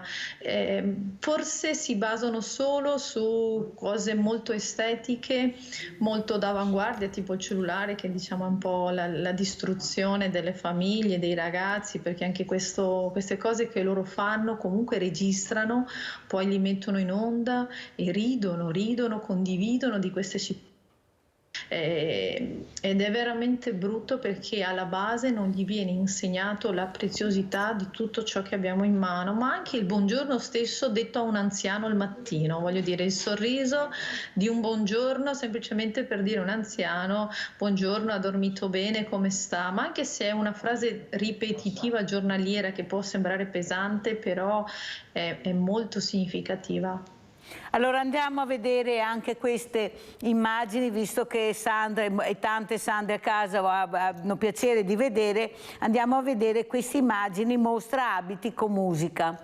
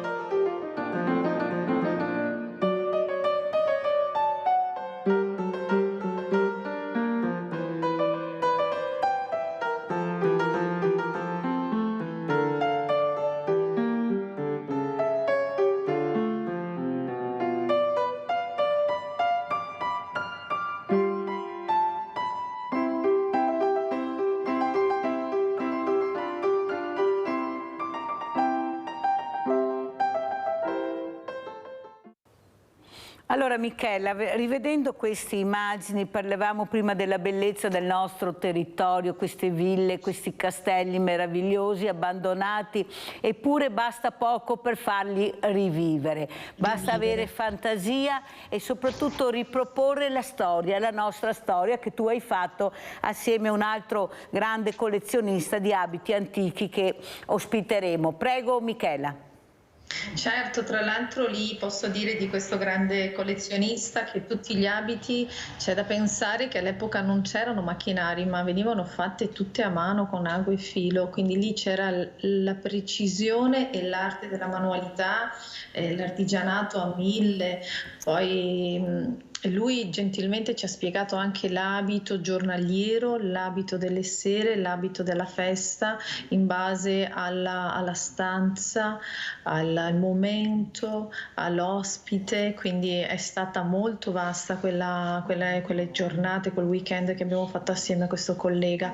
La villa che lei sta gestendo in modo egregio. E dai che mi dà di lei a Michela, niente, stamattina tu non vi vieni. Mi riesce fatico. Vabbè, comunque Mirella, allora io ho partecipato spesso su questa villa e ho visto che comunque, essendo una villa antica, noi l'abbiamo utilizzata per tante cose, non solo per un tema di carnevale, ma anche per riunire anziani, anche per serate particolari. Abbiamo fatto rivivere a degli anziani delle giornate dove hanno fatto dei lavori, delle manualità, li hanno fatti lavorare sull'artigianato, sulla costruzione e dipingere delle maschere, che quindi è cultura e base nostra. Però il sorriso che abbiamo regalato per gli anziani in quel weekend è stato veramente, ma veramente che riempiva il cuore. E la richiesta più sentita in quei giorni era se quando rifate una giornata di questo tipo, perché loro comunque hanno anche cantato canzoni nostre, tradizionali, e credo che noi da loro dobbiamo solo imparare la nostra cultura, le nostre tradizioni, e che non dobbiamo dimenticare di queste tradizioni. Comunque la villa è stata ed è ancora gestita da lei in modo egregio, perché a volte mi capita di passare davanti e vedo che comunque è sempre viva, è sempre attiva. Sì, abbiamo delle mostre anche molto belle, delle mostre importanti, e soprattutto abbiamo questi laboratori con i pseudo, questi ragazzi diversamente agili, come li chiamo io, che hanno partecipato anche agli eventi che ricordava Michela. Avete visto questi cappellini colorati,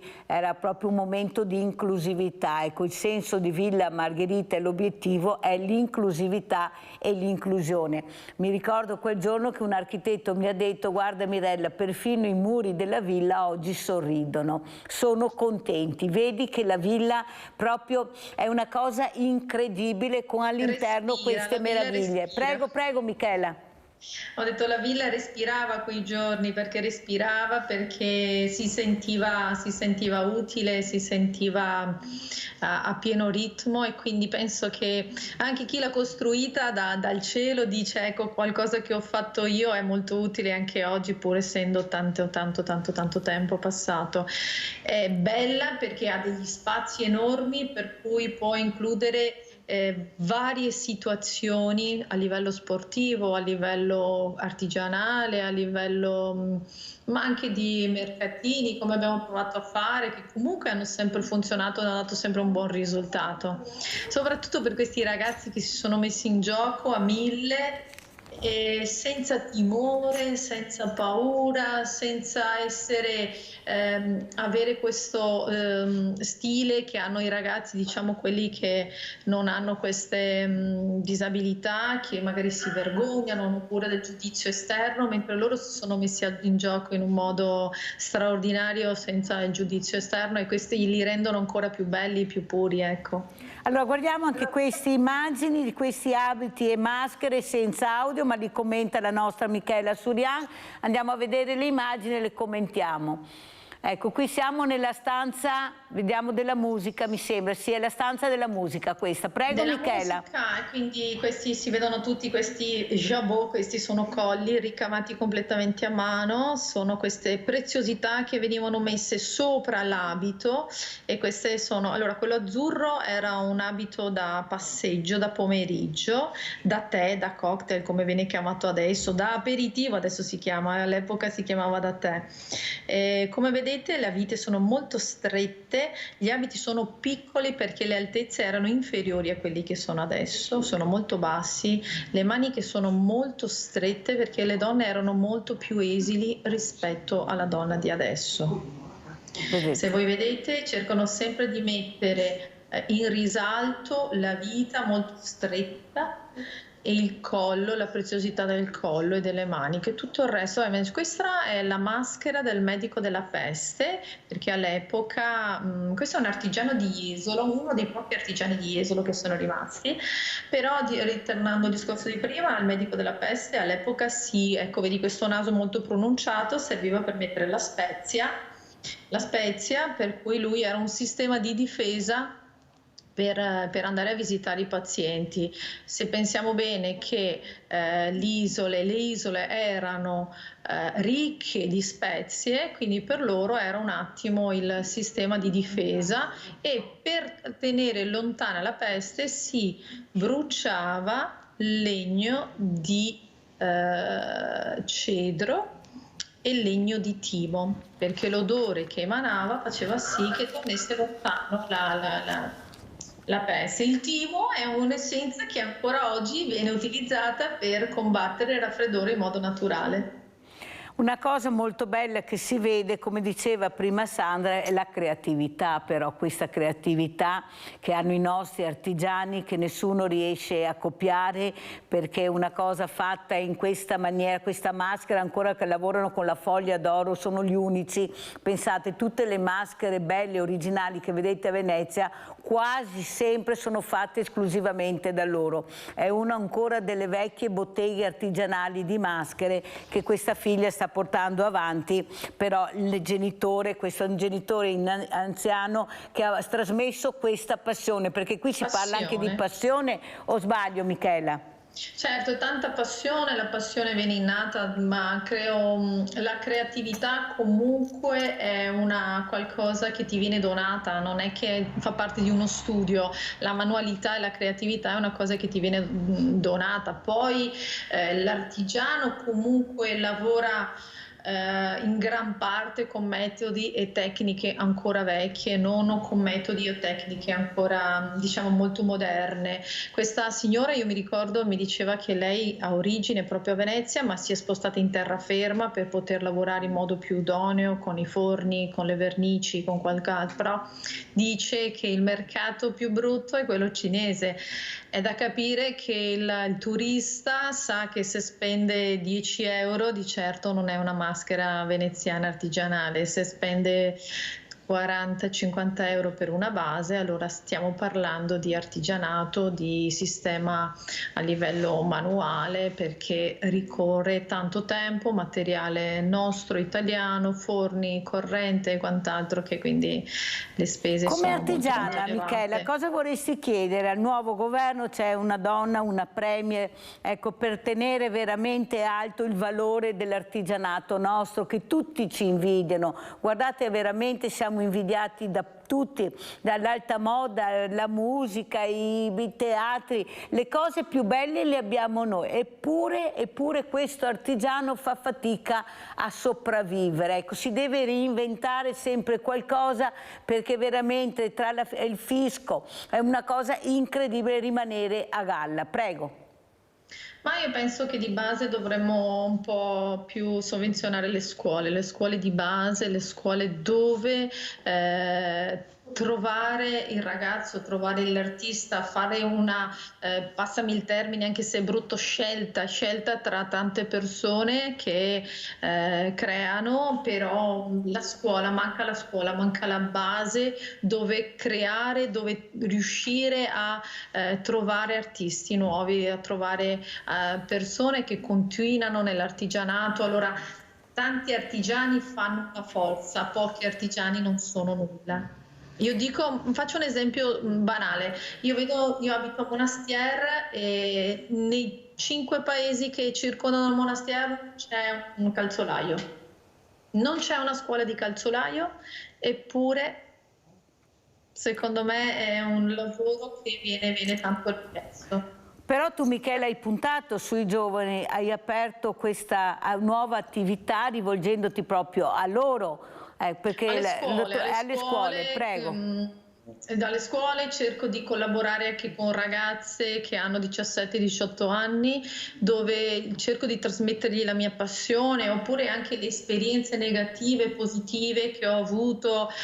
Faccio un esempio anche con una colla, con un tessuto, con una paillette, il risultato finale, gli faccio capire che il procedimento che io ho sbagliato sotto certe forme, che non ho avuto il risultato che volevo, cambiando sistema o cambiando perla o cambiando paillette ho avuto un risultato migliore. Quindi io voglio regalare queste mie esperienze positive tratte da esperienze negative che nessuno a me ha insegnato, per far sì che loro siano avvantaggiati. Io spero che ci siano tanti artigiani di questo tipo che non sono gelosi di custodire le loro esperienze, ma che li mettono a disposizione di ragazzi che potrebbero essere il loro futuro. Ecco. Cosa dicono questi ragazzi, ecco, le scuole, l'importanza, ecco, della formazione? Tu devi fare formazione con questi ragazzi, ritrovi questa passione che invece tu ce l'hai e cerchi di trasmetterla, la senti questa passione? Hanno voglia di imparare, di creare, sono dei creativi, perché a mio avviso sono anche molto creativi.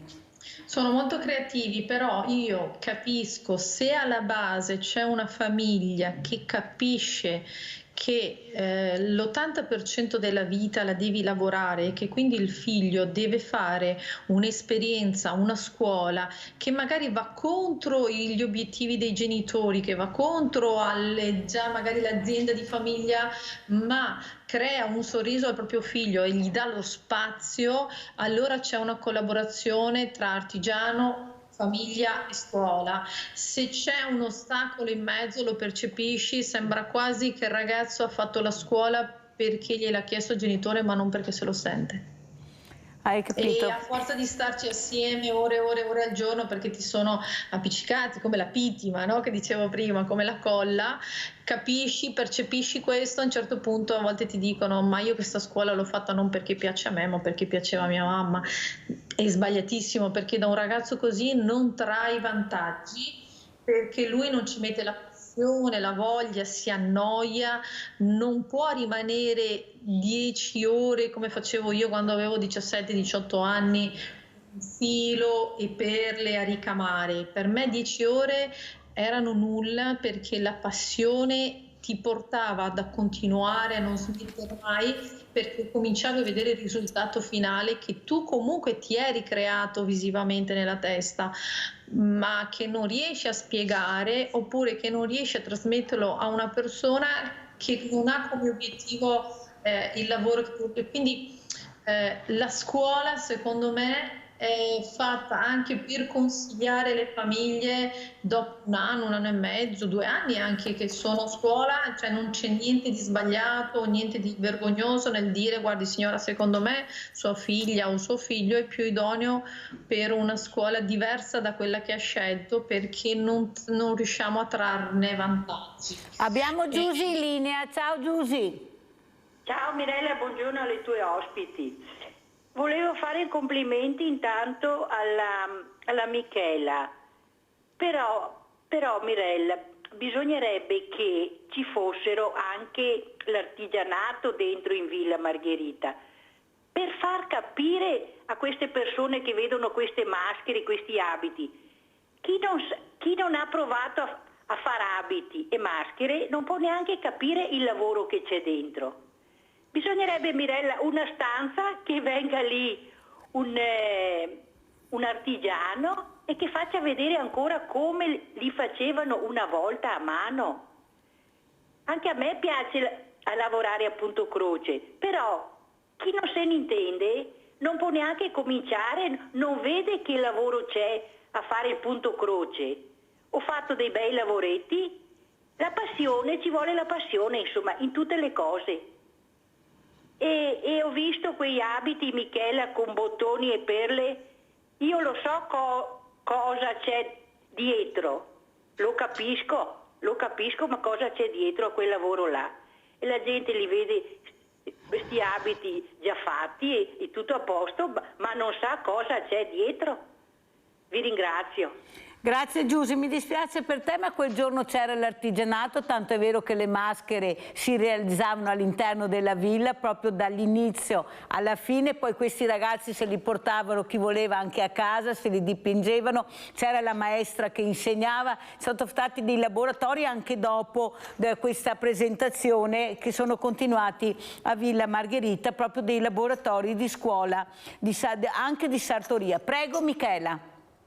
Ma io questo discorso che ha detto la signora la trovo molto intelligente. Io queste cose le cerco di capire e le percepisco quando facciamo dei corsi serali dove andiamo a spiegare anche la macchina da cucire, la propria macchina da cucire, perché se tu vieni a fare un corso da noi, logicamente poi quando vai a casa vuoi dimostrare, vuoi mettere in atto, diciamo, quello che hai imparato, e quindi noi ti insegniamo di cucire con la tua macchina e i pregi, difetti, le migliorie che tu puoi fare con la tua macchina. Noi vediamo che con un corso di 3 lezioni da 9 ore totali, 3 ore per lezione, perché poi si capisce che non riusciamo ad avere più di 3 ore di attenzione perché poi si stanca la persona. Adesso stiamo creando delle pochette da spiaggia per mettere come si dice, le creme per andare in spiaggia, cose colorate da tessuti, da pantaloni riciclati, come riciclare un jeans. Cerchiamo di creare queste pochette. E al fine delle 9 ore chiediamo l'opinione, allora dicono: adesso abbiamo capito le difficoltà e soprattutto la preziosità della sarta, che è sempre stata definita una persona di poco, è sempre stata pagata poco, perché chi prende soldi nella moda è perché è riuscito a crearsi un marchio, ma alla base ci sono persone che magari lavorano veramente poco. Per dire, la preziosità del ricamo viene pagata in modo veramente stupido, mi viene da dire, però nel contesto ci perdi vista, ci perdi tempo, ci perdi genialità, ci perdi tanto tempo, e a volte dispiace sapere che il tuo lavoro viene criticato nel costo in quanto non danno il valore che veramente... Ma non è che non danno il valore perché... ma perché culturalmente non sanno cosa c'è dietro, quello che voleva dire prima la signora, cioè non sanno il tempo, quanto materiale, quanto costa il materiale, come si progetta, come si fa un disegno, perché io sono ancora la sartoria, quella che progetta in carta, prendo le misure col classico metro da sarta, lo disegno e creo l'abito proprio a schizzo, così a matita, facendoti capire perché magari ti metto il pantalone lungo e morbido, perché voglio lasciarti una spalla fuori, perché magari ho visto che hai una bella spalla, un bel collo. Come dicevo prima, creo la preziosità sulla parte che una persona magari non ha mai tenuto in considerazione di se stessa, ma che comunque si fa sentire, si sente bella. Mi capita spesso di ricevere dei messaggi, magari dopo anche 2 giorni, che queste signore sono entrate in camerino con me, dove mi dicono che si sono sentite, le ho fatte sentire importanti, non solo le ho vestite in modo adeguato, ma le ho fatte sentire importanti e belle. Allora Michela, una cosa che dicono che manca ai giovani è la manualità, è vero o non è vero? Perché per fare il lavoro che stai spiegando tu molto bene ci vuole anche molta manualità. Ecco, come vedi questi ragazzi? Sì, manualità sì, perché mi capita di vedere delle ragazze di 17-18 anni dove io do per scontato che non sanno nemmeno tagliare perfettamente dritto con la forbice, ma questo è proprio mancanza di manualità, perché questa vita fatta di PC, di computer, di cellulari, non crea la manualità, e loro saranno veloci a scrivere un'email, però non sanno attaccare un bottone, ma non hanno nemmeno la concessione, non ci mettono nemmeno la passione, non dicono nemmeno, cioè io ad esempio ho un carattere che dico: se qualcuno è riuscito a fare questa cosa ci devo riuscire riuscire anch'io, perché dal nulla nasce niente, non c'è una magia, una bacchetta magica che crea un sistema, che crea un ricamo, qualcuno l'ha fatto e sempre da una mano è partito, quindi poi vabbè ci sarà il sistema computerizzato che crea la velocità, però la base è sempre stata fatta da una mano, e quindi io principalmente ho questo stile di pensare, questo stile di vita: se qualcuno ha fatto questa cosa ci devo riuscire io, anch'io. Magari la prima volta mi viene in un modo veramente orribile, la seconda migliore, la terza forse benissimo, però ci devo riuscire. E questo è un po' quello che manca nei ragazzi, che piuttosto di puntarsi e dire ci devo riuscire, rinunciano in partenza, e questa è un po' una cosa che secondo me a livello scolastico dovrebbero, forse l'autostima, manca l'autostima di se stessi. Allora, prima di salutare Michela, guardiamo queste ultime immagini proprio esterni Villa Margherita con maschere di carnevale. Andiamo a vedere, le commentiamo con Michela. Prego Michela, un giorno fantastico, veramente, dove questa villa, come spiegava molto bene Michela, respirava. Prego Michela. Sì, questa è stata una giornata dove abbiamo ospitato tantissime persone che sono ospitate nei vostri centri di Treviso. Abbiamo visto tanta affluenza e soprattutto diciamo positività e diciamo bellezza, sorriso, semplicità nel rivivere situazioni che adesso non siamo in grado di riviverle più per quanto riguarda solo il sistema meccanico, però bastava anche un cappellino per far sorridere un bambino, la semplicità, la giornata, la cultura, c'era tutto dentro, c'era la musica, c'erano le attività, c'era il cibo fatto dai ragazzi speciali dell'alberghiera che con un sorriso ti offrivano pizzette. Della Lepido Rocco, che salutiamo. Sì, della Lepido Rocco. Come ci saluti Michela? Niente, io vi saluto, è sempre un piacere stare con te, va bene così? È sempre un piacere essere in trasmissione da voi, ogni volta che vi ascolto, che ho il tempo per ascoltarvi, perché io al mattino l'80% lavoro, capisco che c'è sempre bisogno di cose molto semplici da realizzare volendo, sono cose che non serve tanta costruzione, ma serve tanta volontà e tanto soprattutto desiderio di costruire qualcosa di semplice che fondamentalmente manca. Grazie alla nostra Michela Surian, figurinista, grazie, una delle più belle artigiani che abbiamo qui nel Veneto, specialmente in provincia di Treviso. In bocca al lupo, grazie Michela, pubblicità. Grazie a lei.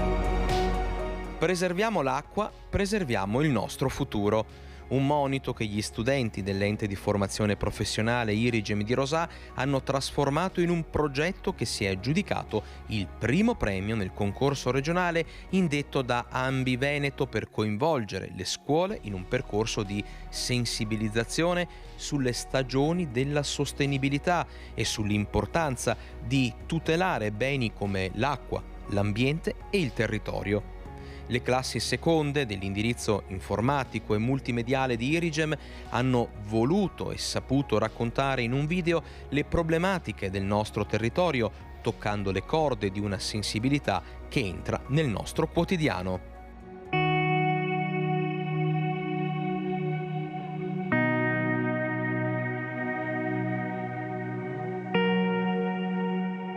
Questa vittoria è arrivata maggiormente dal nostro spirito di squadra. Siamo riusciti a portare avanti questo progetto maggiormente grazie a quello che abbiamo visto in classe, che siano stati tra documenti oppure magari anche proprio nel nostro territorio, dove siamo andati in uscita per verificare l'attuale situazione.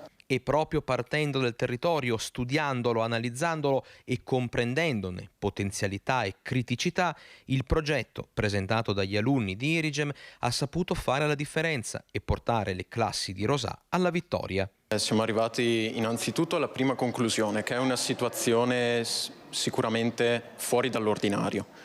E poi da questo siamo arrivati anche a capire che è importante preservare l'acqua in ogni situazione, che sia come quella attuale o anche magari in un periodo fiorente dove magari ce n'è anche in abbondanza.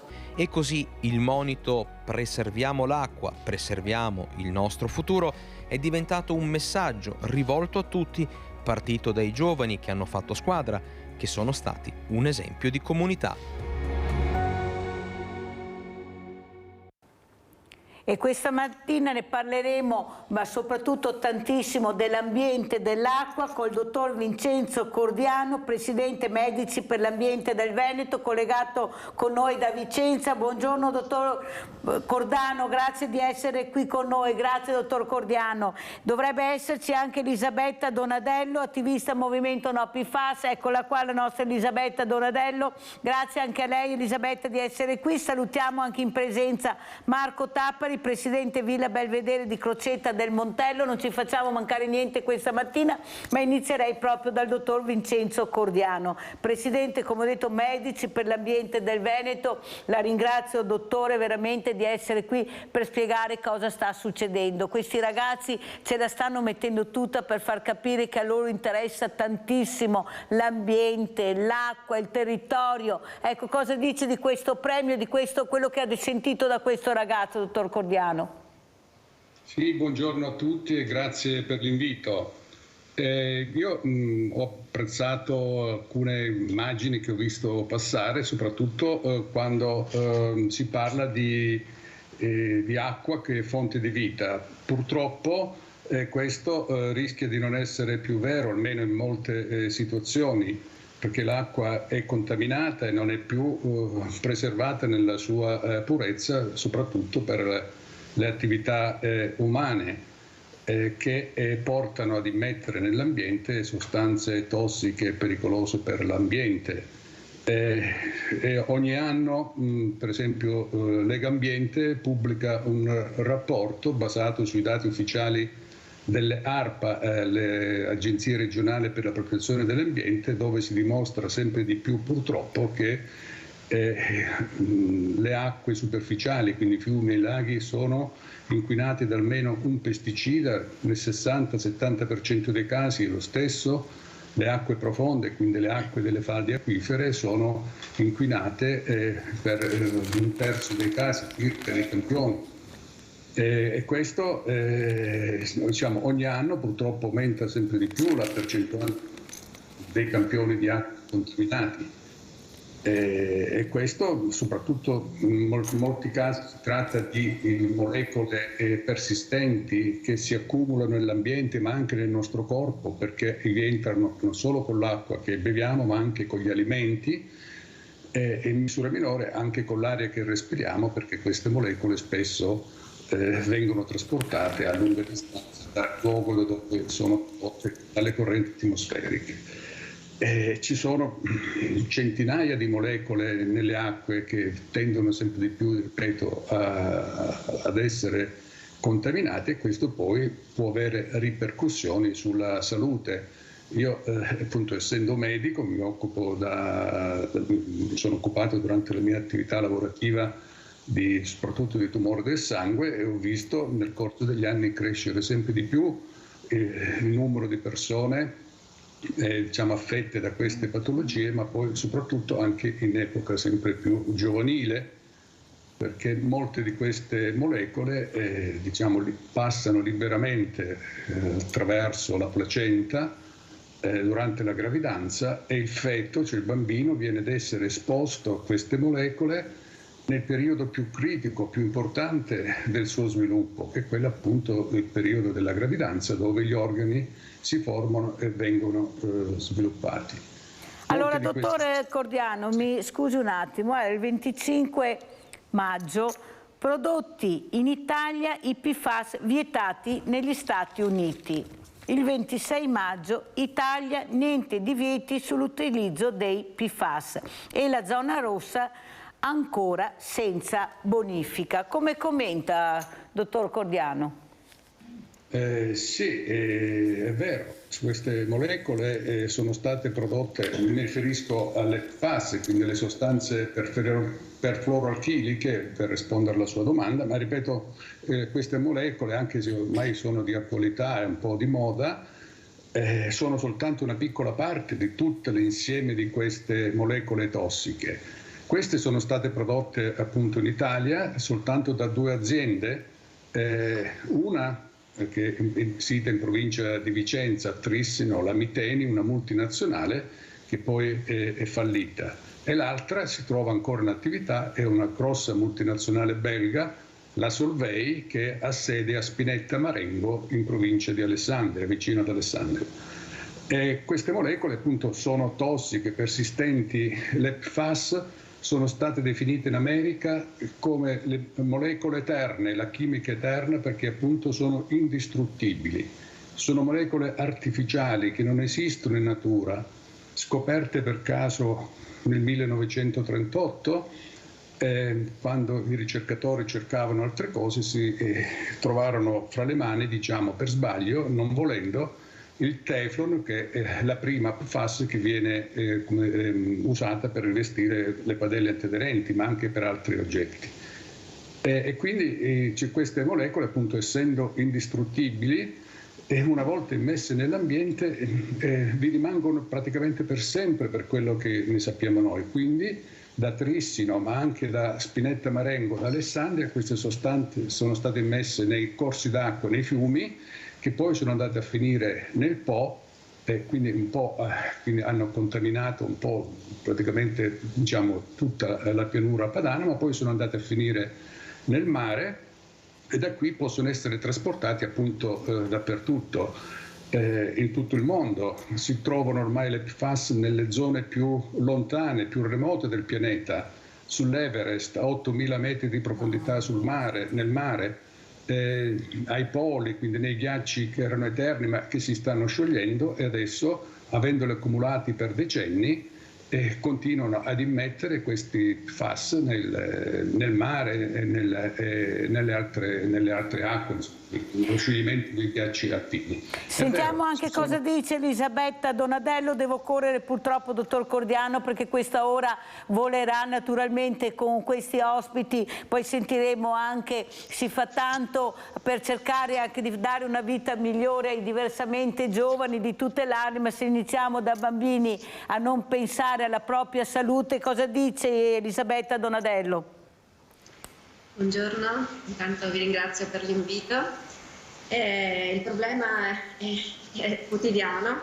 Io sono una mamma, non sono un medico, e quindi l'idea di riuscire a tutelare i propri figli non solo dalle PFAS, che adesso chiaramente, come giustamente dice il dottor Cordiano, nel nostro territorio hanno il primo posto nella classifica degli inquinanti, ma da tutti gli inquinanti che in realtà ci sono. E ormai trovare acqua pulita da bere è diventato un problema.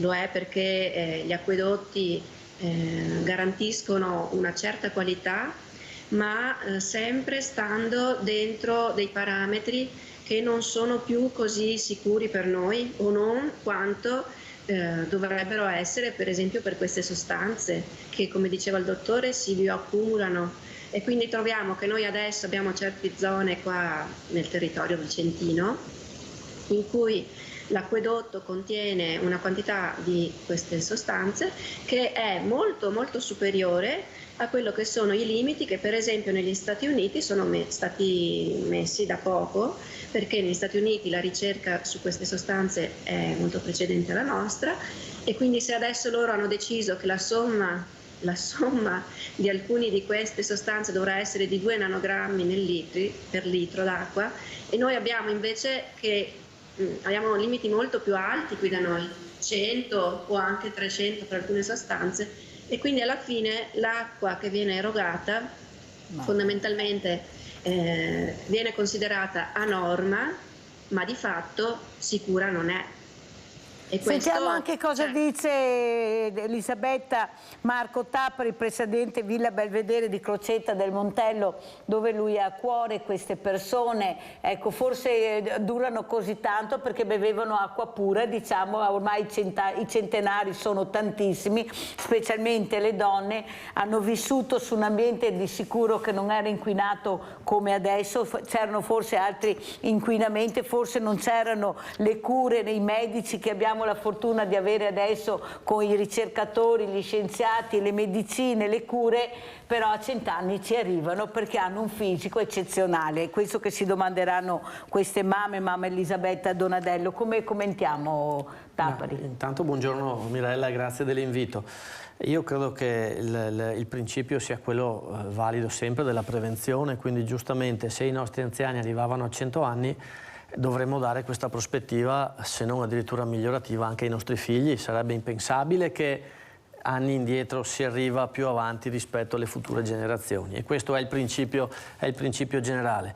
Il tema dell'inquinamento delle falde è un tema importante, anche dove ho la casa di riposo io, lì a Crocetta del Montello, ci sono problemi di questo tipo, tanto che devo dire che ci sono comunque in essere fortunatamente azioni di bonifica che non sono sempre facili, perché purtroppo le normative che ci sono oggi non c'erano nel passato, e quindi molto spesso le aziende che hanno lavorato fino a qualche anno fa non è che fossero fuori norma, ma le norme erano meno restrittive e quindi magari potevano permettersi cose che fortunatamente oggi non sono più permesse.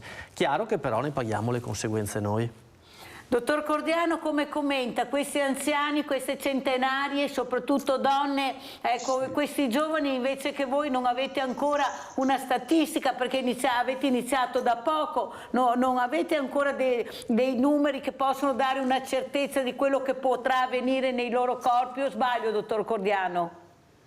No, purtroppo i dati ufficiali delle statistiche anche a livello europeo ci dicono che la situazione non è così tranquillizzante, perché se andiamo ad analizzare veramente come stanno le cose, è vero che l'età media tende ad aumentare, o almeno tendeva, come vi dirò fra poco, ma quello che sarebbe più importante è che aumentasse il numero di anni passati in buona salute, cioè cerco di spiegarmi, ognuno di noi ha nelle famiglie anziani, centenari o quasi centenari, insomma, no? Genitori che appunto essendo nati prima della guerra magari sono state esposte a sostanze, non sono state esposte ad inquinamento ambientale, però ormai è tutta, come dire, è sotto gli occhi di tutti che è vero che ci sono questi ultra novantenni, centenari che aumentano sempre di più, ma è anche vero che la maggior parte di queste persone passa gli ultimi anni di vita non in buona salute. L'ideale sarebbe campare più a lungo e in buona salute, invece aumenta sempre di più il numero di anni trascorsi in cattive condizioni di salute. Cioè, tutti i nostri nonni, genitori anziani hanno in media 4-5 patologie che poi sono la maggior parte dei casi, sia dal punto di vista tumorale che non tumorale, sono collegati appunto con l'esposizione a queste sostanze. Ma un'altra cosa molto importante è che appunto i dati statistici ci dicono che a partire dal 2018-2019 l'aspettativa di vita media di un bambino nato in Italia appunto in quegli anni si è ridotta di 1 o 2 anni, cioè è vero, ripeto, la curva della durata di vita è aumentata fino adesso, però forse stiamo cominciando a vedere ancora prima del Covid, quindi del 2018-2019, una tendenza alla riduzione anche della durata di vita complessiva. E questo ci deve fare indurre a prendere dei provvedimenti, a cercare di ridurre l'esposizione di questi giovani e delle generazioni future, cosa che non è sempre facile perché le bonifiche sono difficili da fare, soprattutto nel caso di queste molecole, delle PFAS. Io dico, è giusto chiederle, bisogna impegnarsi, ma finora nessuno è riuscito a a convincermi del fatto che sia possibile bonificare l'acqua piovana. Negli Stati Uniti, in Svezia, sono state riscontrate concentrazioni nell'acqua piovana, nell'acqua che piove, cioè che viene giù dal cielo, di gran lunga superiore a quelle consentite nell'acqua potabile.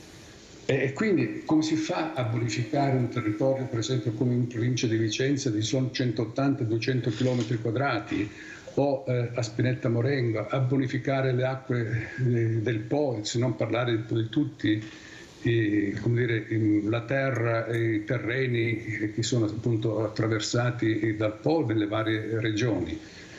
E quindi questo è importante, è chiaro, impegnarsi e chiedere che siano fatte queste bonifiche, che siano soprattutto, io dico che siano presi dei provvedimenti per impedire che queste molecole, che sono essenziali per la nostra vita moderna, perché probabilmente non ci sarebbe nel caso delle PFAS il progresso come noi lo conosciamo, visto che sono dappertutto. È possibile elencare gli oggetti di uso quotidiano che contengono queste molecole, soprattutto i contenitori per alimenti, che è questo che deve far preoccupare anche le mamme e i bambini. Ma no, dottor Cordiano, lei oltre alla critica sta facendo delle proposte, nel senso massima attenzione, dobbiamo capire quello che sta veramente che stiamo assistendo, ma bisogna fare investimenti, perché la ricerca, se investi, fa passi da gigante, la tecnologia ci aiuta, è là il problema. Allora o si vuole o non si vuole investire su un problema che riguarda l'intera nazione e non solo la nostra. Prego, dottor Cordiano.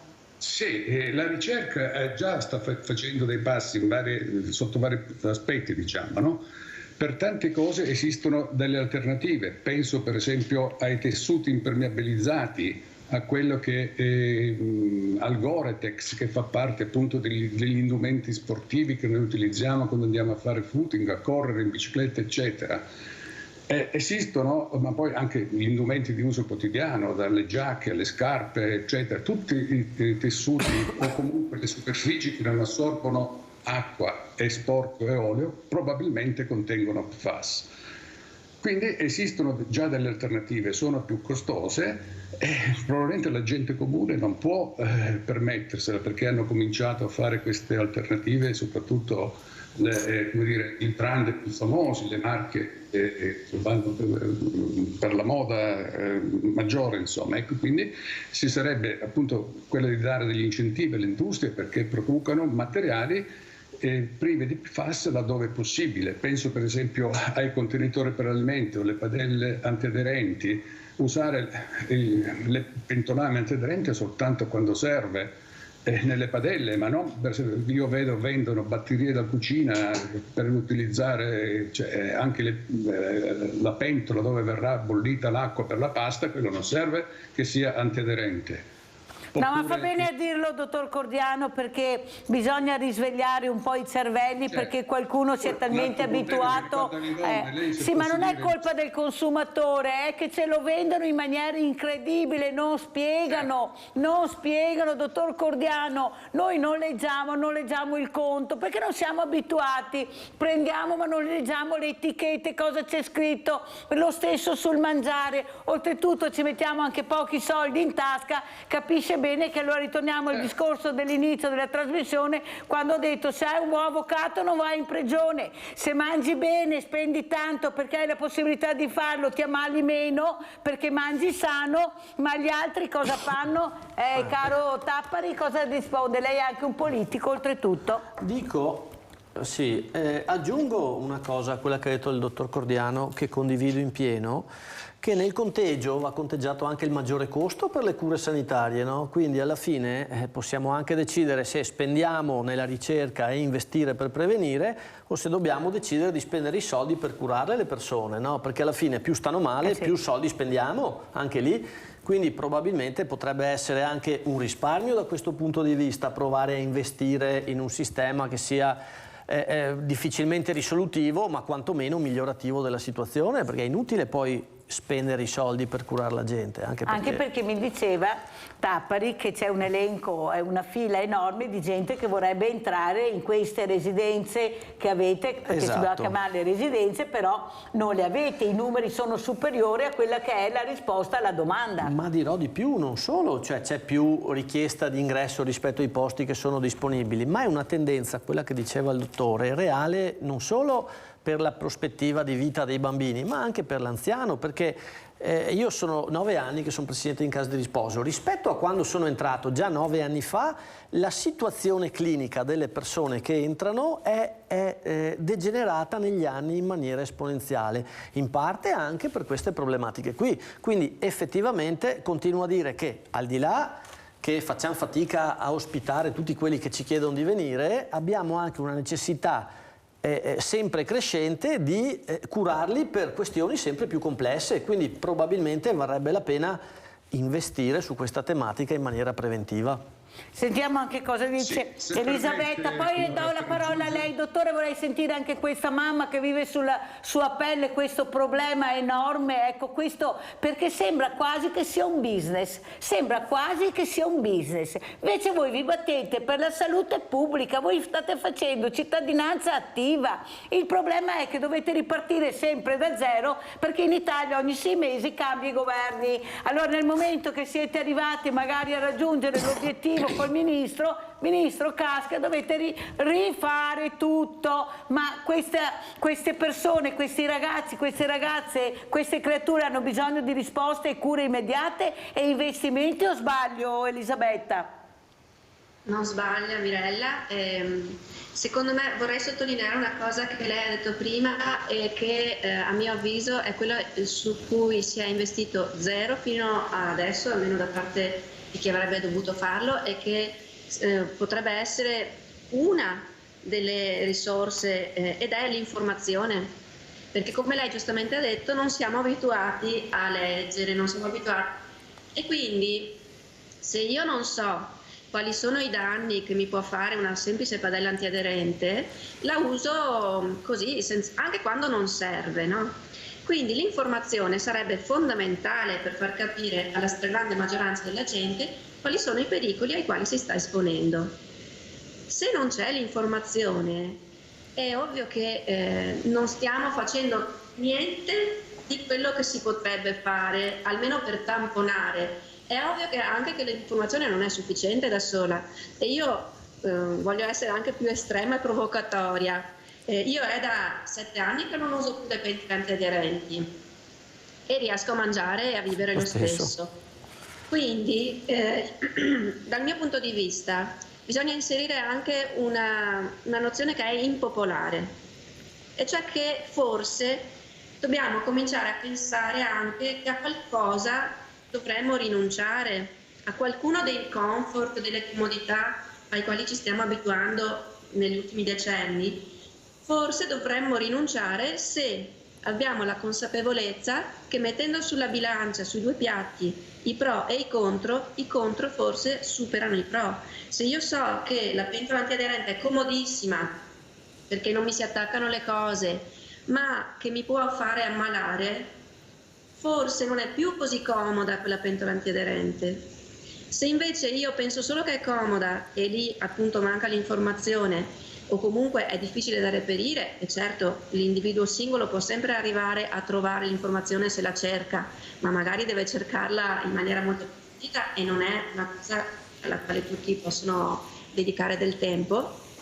Lì si gioca un po' la partita. Se io riesco anche a fare delle scelte che magari mi sembrano scomode. Certo che però se la padella antiaderente alla lunga mi potrebbe fare ammalare, onestamente la metto anche da parte la padella. Questo è per fare un esempio. No, molto chiara Elisabetta. Dottor Cordiano, prego. Sì, sono stati toccati degli argomenti molto importanti in questo, e allora vorrei dare qualche minuto, insomma. Allora, innanzitutto, visto che siamo in Veneto e i veneti sono sensibili, insomma, agli SCEI, io non sono veneto, non sono nato in Veneto, ma abito via da 50 anni, possiamo fare dei semplici riferimenti ai costi economici di questo inquinamento. Per quanto riguarda l'EPFAS, e soltanto in Europa è stato calcolato che il danno per quanto riguarda i costi ambientali e sanitari sia di circa 160 miliardi di euro all'anno.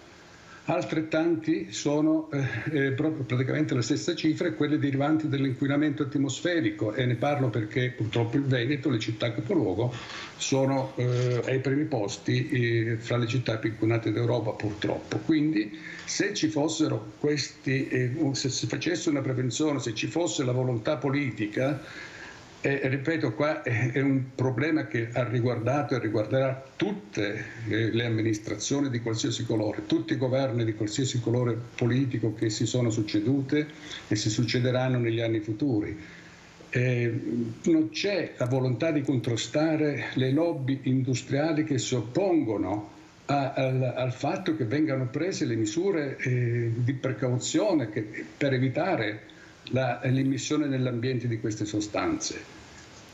Basterebbe praticamente investire, secondo me, devolvere un po' di questi soldi che vengono utilizzati per curare i danni alla salute ma anche all'ambiente, per impedire appunto che queste sostanze vengano immesse nell'ambiente, nelle zone dove vengono prodotte, ma questo chiaramente aumenta i costi di produzione e non a caso adesso in Europa e negli Stati Uniti non vengono più prodotte queste molecole, ma sono state portate nei paesi in via di sviluppo, Vietnam, Cina, eccetera, Brasile, dove però appunto continuano ad essere immesse nell'ambiente e prima o poi ce le troveremo noi. Un altro problema importante è quello dell'informazione dei cittadini. Sempre queste lobby industriali si oppongono a che venga messo chiaramente in evidenza sulle etichette la presenza di queste molecole. Si oppongono perché probabilmente la stragrande maggioranza dei cittadini non le comprerebbe più, e poi si oppongono quelle stesse ditte, quelle stesse aziende che utilizzano per i loro prodotti anche famose PFAS e non PFAS. Per esempio esistono delle aziende che producono cosmetici, fra le più famose, che hanno delle linee contenenti PFAS e altre no. Quindi basterebbe, non sono indicate, il consumatore quasi mai può andare a vedere se queste molecole, se questi prodotti contengono Ma PFAS. dottor Cordiano, non a caso ha parlato di business, il problema qui che abbiamo noi è che chiunque vuole fare business senza pensare invece alla vera priorità, che è la salute pubblica, la salute delle persone, che è a livello nazionale. Allora andiamo a vedere la storia di Elisabetta Donadello per capire perché qui questa mattina si sta battendo con le altre mamme e papà per queste acque, per i no PFAS.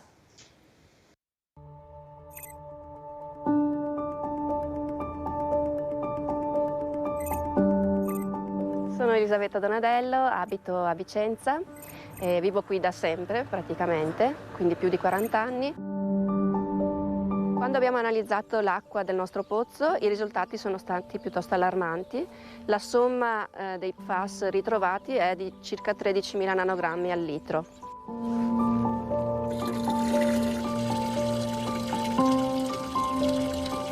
Grazie all'Università di Padova abbiamo scoperto che la contaminazione tramite gli alimenti purtroppo esiste, è una realtà. Tutte le nostre abitudini sono state stravolte, addirittura lo scorso anno noi abbiamo abbandonato l'orto. Io con la terra ho giocato sin da quando ero piccola, per me la terra è un valore, ha un grande significato, fa parte della mia vita, e quando ho saputo che era contaminata è stato abbastanza traumatico. Io tutti i giorni non dico tutti i giorni perché non si può vivere tutti i giorni con l'ansia, però di fatto, di fondo, ho sempre la preoccupazione che prima o dopo salti fuori che abbiamo qualche patologia. Ovviamente sono ancora più preoccupata per i miei bambini, quando hanno una minima cosa che magari un'altra mamma pensa c'è l'influenza. Io comincio a avere pensieri che sia la tiroide. Io so che ci sono bambini che prendono la pastiglia per la tiroide già a 1 anno e mezzo a causa della contaminazione da PFAS. Quando sai certe cose, la tua vita non è più uguale a prima. E quindi tu vivi costantemente con l'ansia, una spada di Damocle, che è lì. E non sai, se sei fortunato ti grazia, se no ti colpisce. Quello che io penso che sia importante è che le persone diventino sensibili a questo argomento e si rendano conto che non è una questione che riguarda solo la zona contaminata in Veneto. Se continuiamo a utilizzare queste sostanze, questa contaminazione non si fermerà. In un modo o nell'altro ci raggiungerà, entrerà nei nostri corpi.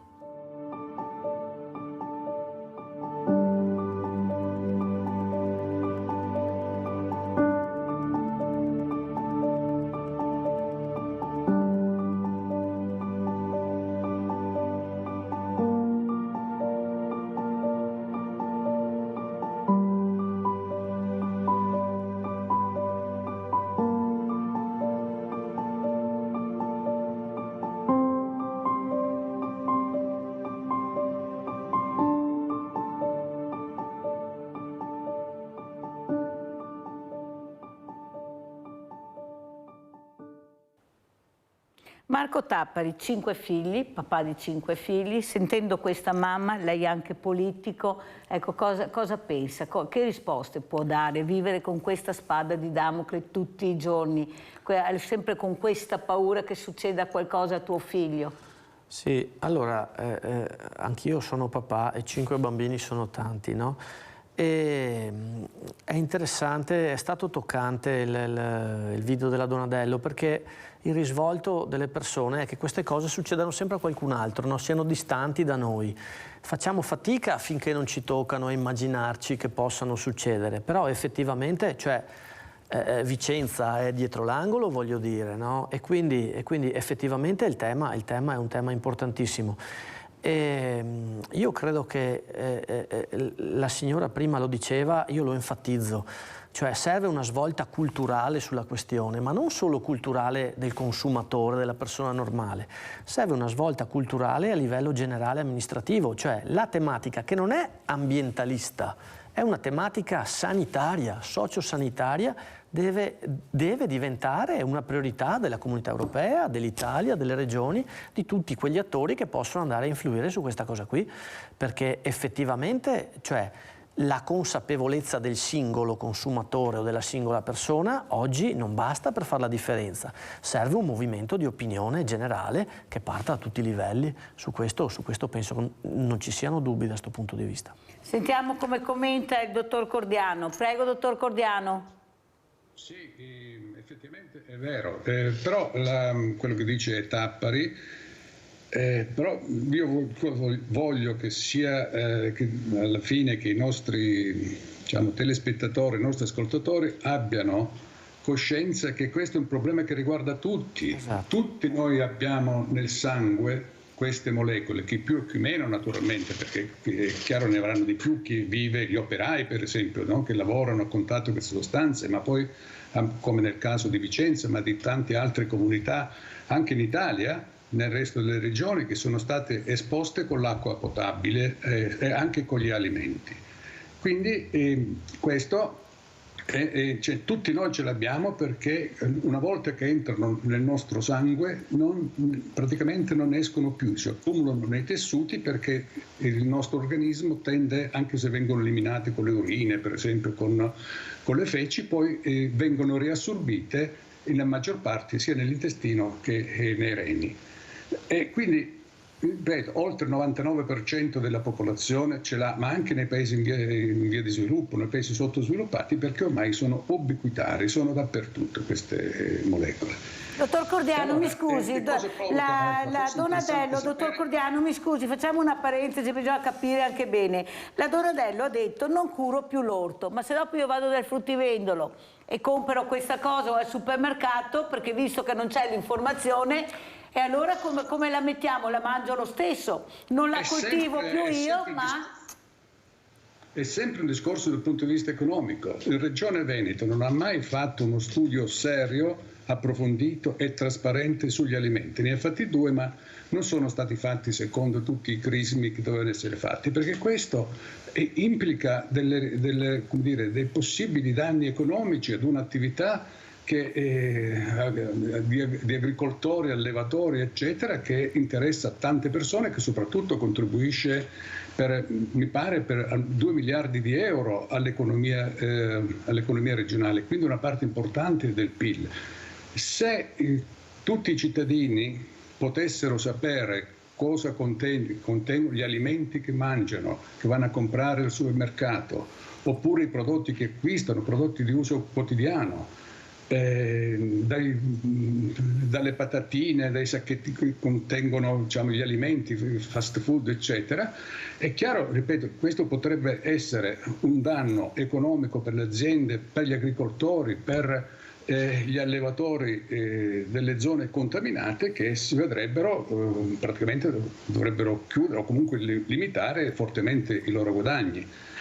E questo però, ripeto, diciamo, ostacola il diritto del cittadino di essere informato. Poi qualcuno potrà decidere di comprare lo stesso le sostanze che producono, che vengono prodotte nelle zone contaminate, ed eventualmente eliminare i prodotti più a rischio. Per esempio, non tutti sanno che ancora da anni nella zona rossa qua del Veneto vige il divieto di consumo del pesce pescato.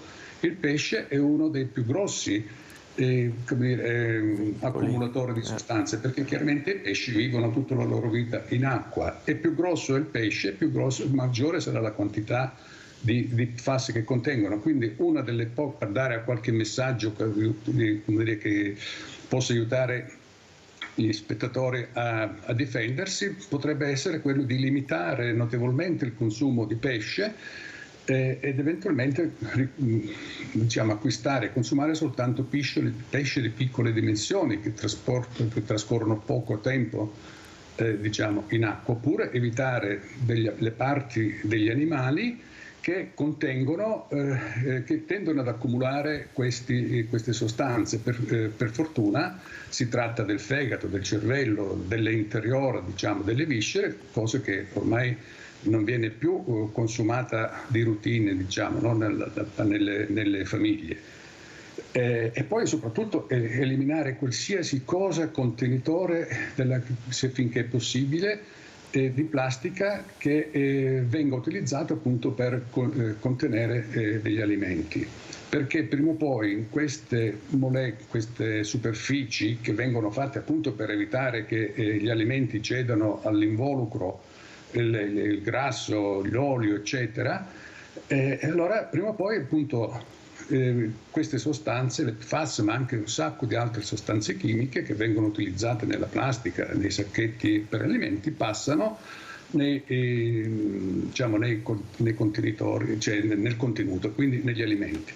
E anche questo è un discorso economico, di praticità, perché tante mamme, soprattutto se lavorano, non hanno tanto tempo da poter dedicare alla famiglia, tendono ad acquistare al supermercato prodotti già confezionati che aumentano il rischio per i propri bambini di assumere queste sostanze. Grazie dottor Cardiano. Vediamo, allora ci rilassiamo un po', andiamo a vedere questo video della storia di Villa Belvedere, perché veramente dopo aver sentito quello che abbiamo sentito, veramente fa rabbrividire quello che sta succedendo, caro Tappari. Andiamo a vedere Villa Belvedere.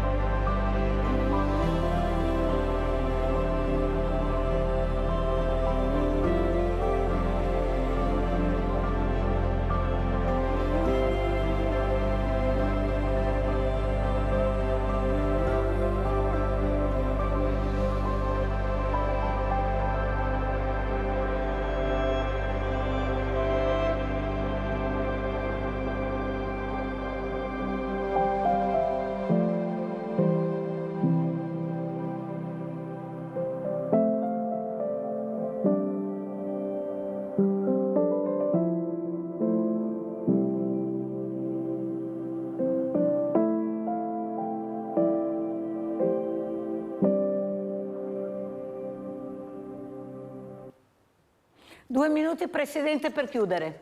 Mirella, io ti ringrazio tantissimo di aver fatto vedere il nostro video, perché quest'anno per noi è un anno importantissimo, perché dovete sapere che 90 anni fa il parroco di Crocetta del Montello fondava il primo ospizio per vecchi inabili al lavoro, quindi di fatto Villa Belvedere quest'anno compie 90 anni e quindi è un onore per me essere qui nell'anno del 90esimo. E ci tengo a dire, Mirella, che il weekend che andrà ad iniziare venerdì vedrà una 2 giorni di festa, perché il 9 ci sarà la messa con il Vescovo aperta alla cittadinanza e una mostra di disegni sul tema nonni e nipoti fatto dai bambini della scuola elementare di Crocetta del Montello, e il sabato invece ci sarà un convegno sulle nuove prospettive per i diversamente giovani, come li chiami tu, e soprattutto ci sarà la premiazione del concorso del nuovo logo celebrativo dei 90 anni di Villa Belvedere, con i loghi stilizzati dai ragazzi della scuola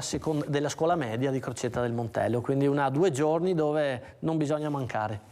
Allora ringrazio il dottor Vincenzo Cordiano, Presidente Medici per l'Ambiente del Veneto, grazie a Elisabetta Donadello, attivista Movimento No PFAS, grazie a Marco Tappari, Presidente Villa Belvedere di Crocetta del Montello, grazie a voi. Adesso facciamo la posta di Mirella.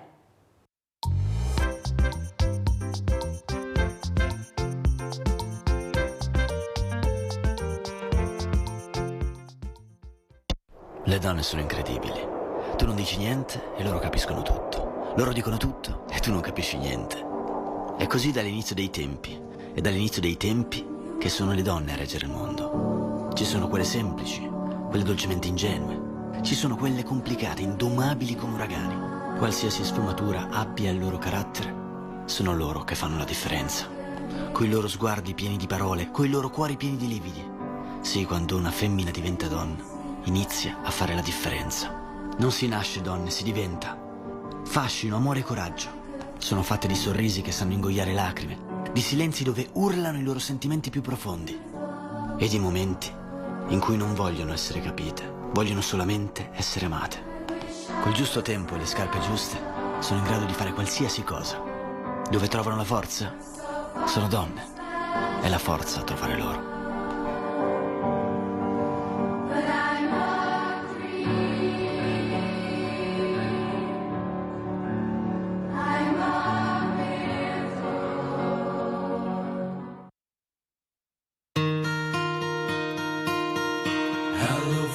From Wuhan, another problem's here again, because you see the contagion creeping, and the virus is indeed spreading, and the memory of SARS planted in my brain still remains. We stand and fight the virus. We hear of theories how it grew, from snakes and bats became a flu, passing the sickness from man to man. Now it's growing, getting out of hand. It's a virus that has traveled near and far. Corona. We have to fight the virus. And in the latest news I saw 10,000 people, maybe more. People falling sick with much coughing. People falling ill with much sneezing.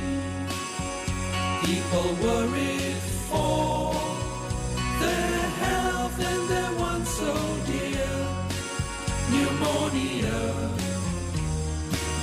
We keep the fight, the virus. Keep your hands clean, always know. Hygiene will stop that virus grow. When you sneeze, cover with a tissue. Even coughing, just let me teach you.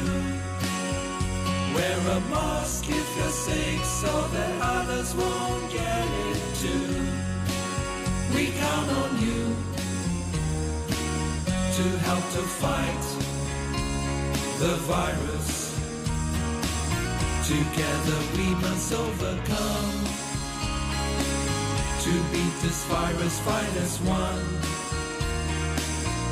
For a life of health and harmony. It's in our hands, it's up to you and me. For the health of our land, of our friends and family, humanity. We will win this fight, the virus.